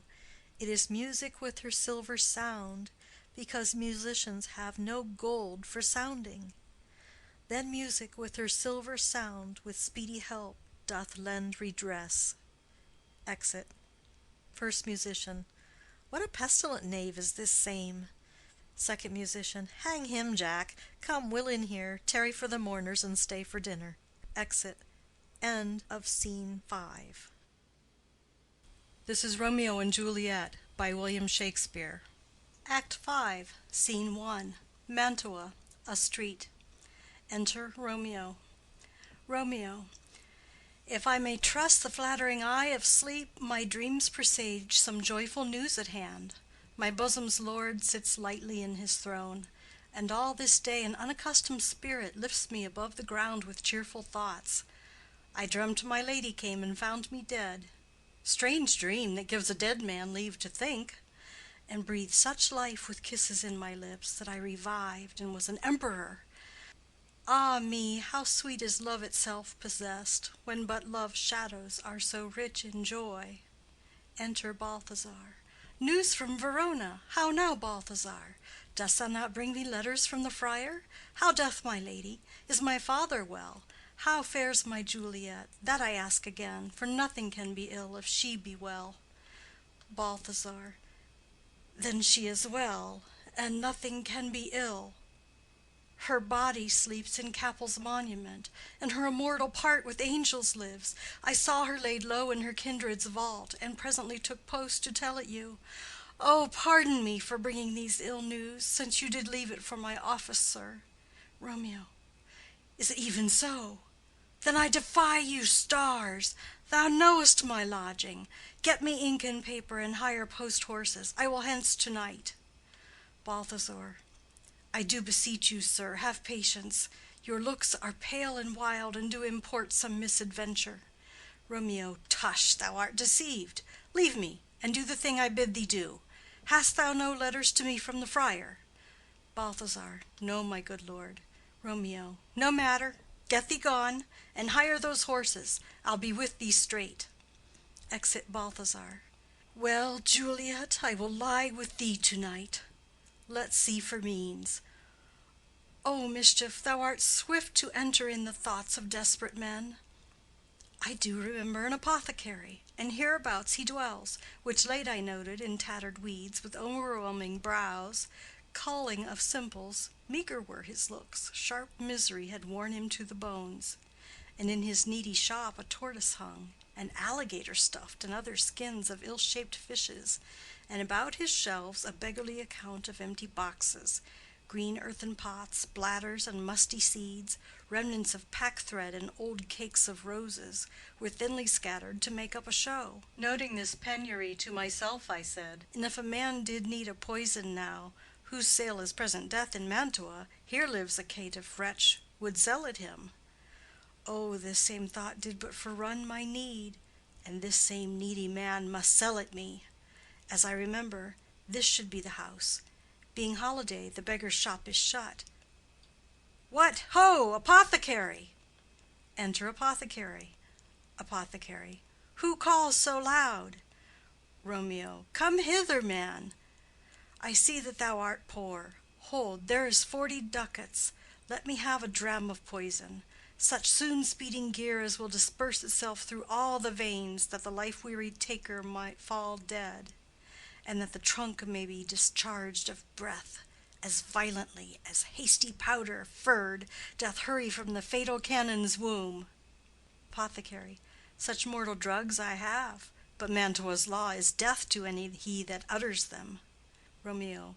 Art thou so bare and full of wretchedness, and fierce to die? Famine is in thy cheeks, need and oppression starveth in thine eyes, contempt and beggary hangs upon thy back. The world is not thy friend, nor the world's law. The world affords no law to make thee rich. Then be not poor, but break it, and take this. Apothecary. My poverty, but not my will, consents. Romeo. I pay thy poverty, and not thy will. Apothecary. Put this in any liquid thing you will, and drink it off, and if you had the strength of 20 men, it would dispatch you straight. Romeo. There is thy gold. Worse poison to men's souls, doing more murders in this loathsome world than these poor compounds that thou mayest not sell. I sell thee poison, thou hast sold me none. Farewell. Buy food and get thyself in flesh. Come, cordial and not poison, go with me to Juliet's grave, for there must I use thee. Exit. End of Scene 1. Scene 2. Friar Lawrence's cell. Enter Friar John. Friar John. Holy Franciscan friar, brother, ho! Enter Friar Lawrence. Friar Lawrence. This same should be the voice of Friar John. Welcome from Mantua. What says Romeo? Or if his mind be writ, give me his letter. Friar John. Going to find a barefoot brother out, one of our order, to associate me, here in this city visiting the sick, and finding him, the searchers of the town, suspecting that we both were in a house where the infectious pestilence did reign, sealed up the doors, and would not let us forth, so that my speed to Mantua there was stayed. Friar Lawrence. Who bare my letter then to Romeo? Friar John. I could not send it. Here it is again. Nor get a messenger to bring it thee, so fearful were they of infection. Friar Lawrence. Oh, unhappy fortune! By my brotherhood, the letter was not nice, but full of charge of dear import, and the neglecting it may do much danger. Friar John, go hence. Get me an iron crow, and bring it straight unto my cell. Friar John. Brother, I'll go and bring it thee. Exit. Friar Lawrence. Now must I to the monument alone. Within this 3 hours will fair Juliet wake. She will beshrew me much that Romeo hath no notice of these accidents. But I will write again to Mantua, and keep her at my cell till Romeo come. Poor living corse, closed in a dead man's tomb. Exit. End of Scene 2. Scene 3. A churchyard. In it a monument belonging to the Capulets. Enter Paris and his page bearing flowers and a torch. Paris. Give me thy torch, boy, hence and stand aloof. Yet put it out, for I would not be seen. Under yon yew tree lay thee all along, holding thine ear close to the hollow ground, so shall no foot upon the churchyard tread, being loose, unfirm with digging up of graves, but thou shalt hear it. Whistle then to me, as signal that thou hearest something approach.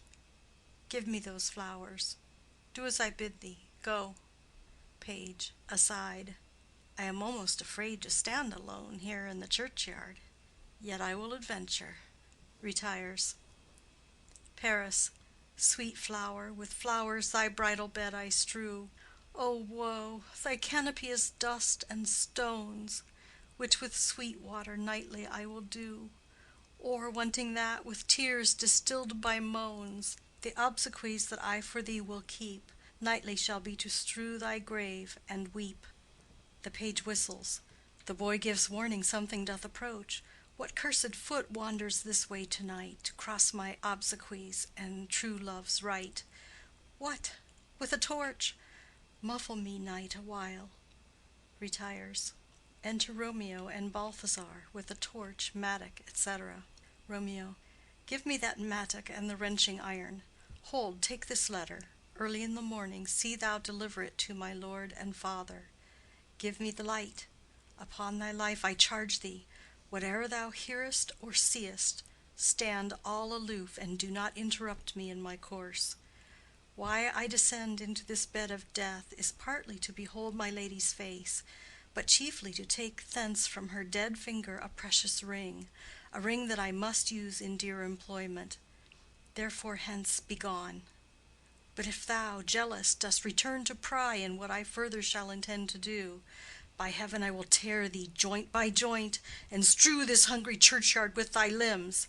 The time and my intents are savage wild, more fierce and more inexorable far than empty tigers or the roaring sea. Balthazar. I will be gone, sir, and not trouble you. Romeo. So shalt thou show me friendship. Take thou that, live and be prosperous, and farewell, good fellow. Balthazar. For all this same, I'll hide me hereabout. His looks I fear, and his intents I doubt. Retires. Romeo. Thou detestable maw, thou womb of death, gorged with the dearest morsel of the earth, thus I enforce thy rotten jaws to open, breaking open the door of the monument.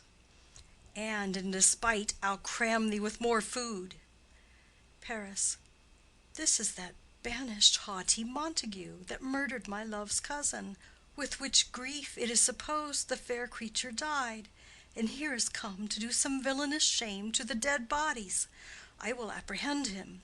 Advances. Stop thy unhallowed toil, vile Montague. Can vengeance be pursued further than death? Condemned villain, I do apprehend thee. Obey and go with me, for thou must die. Romeo. I must indeed, and therefore came I hither.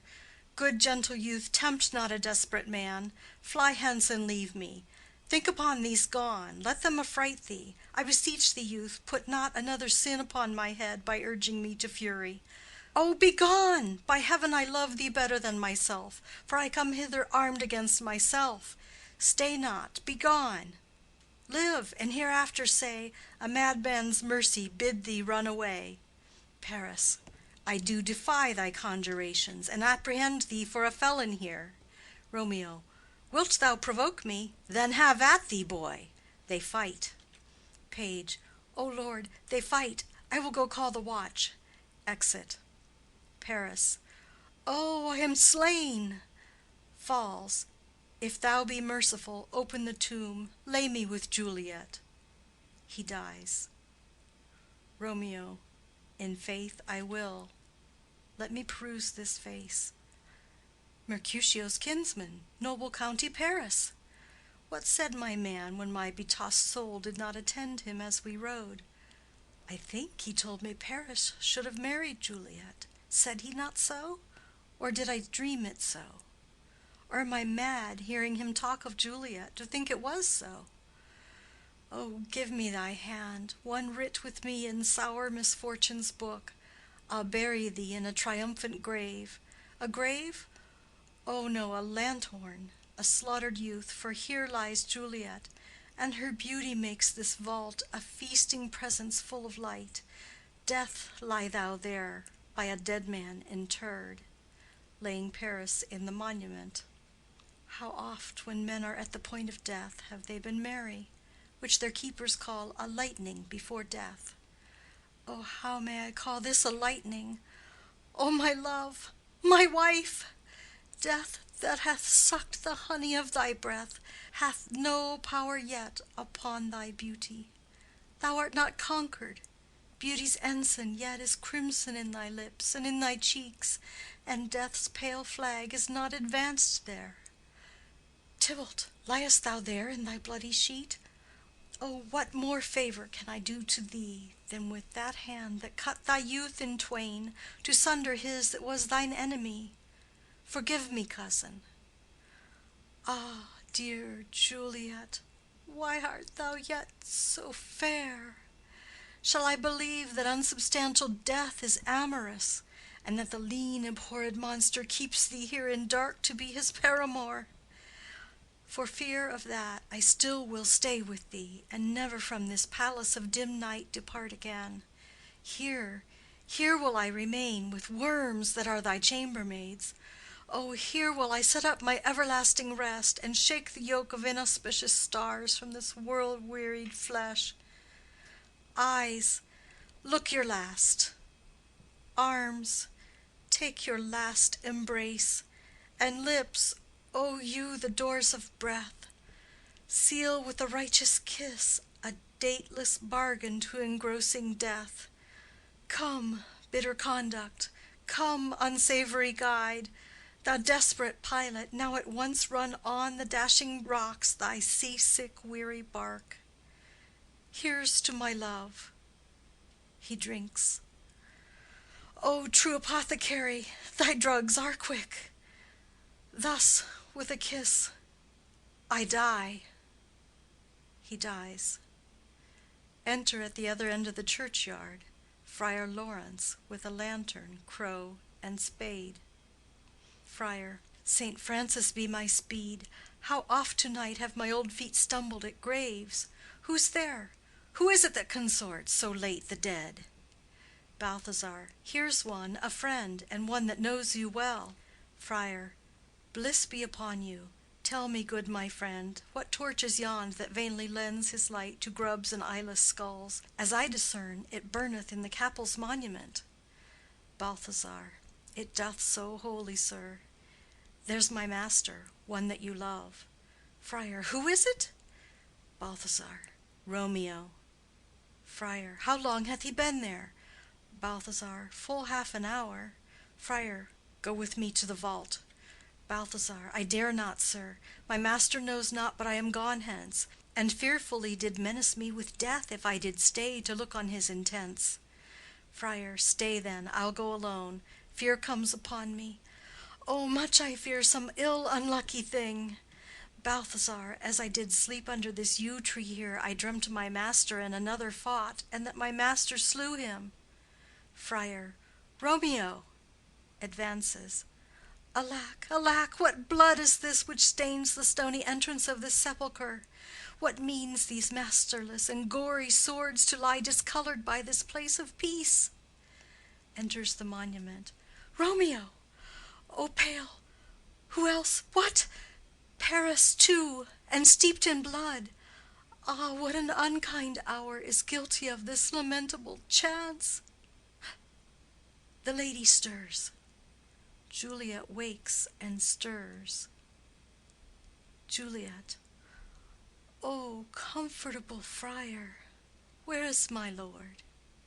I do remember well where I should be, and there I am. Where is my Romeo? Noise within. Friar.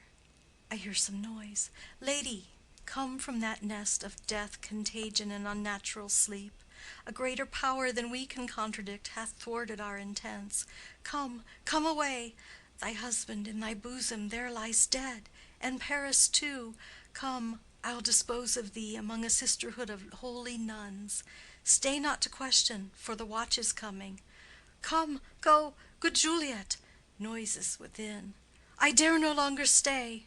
Juliet. Go, get thee hence, for I will not away. Exit Friar Lawrence. What's here? A cup, closed in my true love's hand. Poison, I see, hath been his timeless end. O churl, drink all, and left no friendly drop to help me after.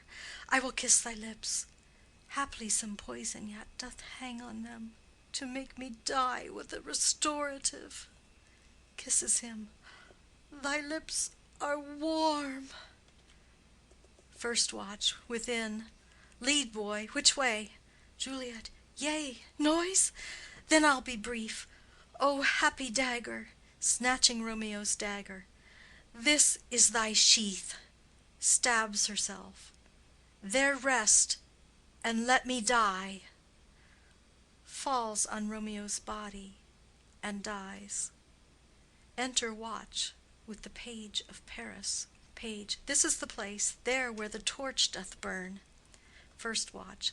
The ground is bloody. Search about the churchyard. Go, some of you, whoe'er you find, attach. Exeunt some of the watch. Pitiful sight! Here lies the county slain, and Juliet bleeding, warm and newly dead, who here hath lain this 2 days buried.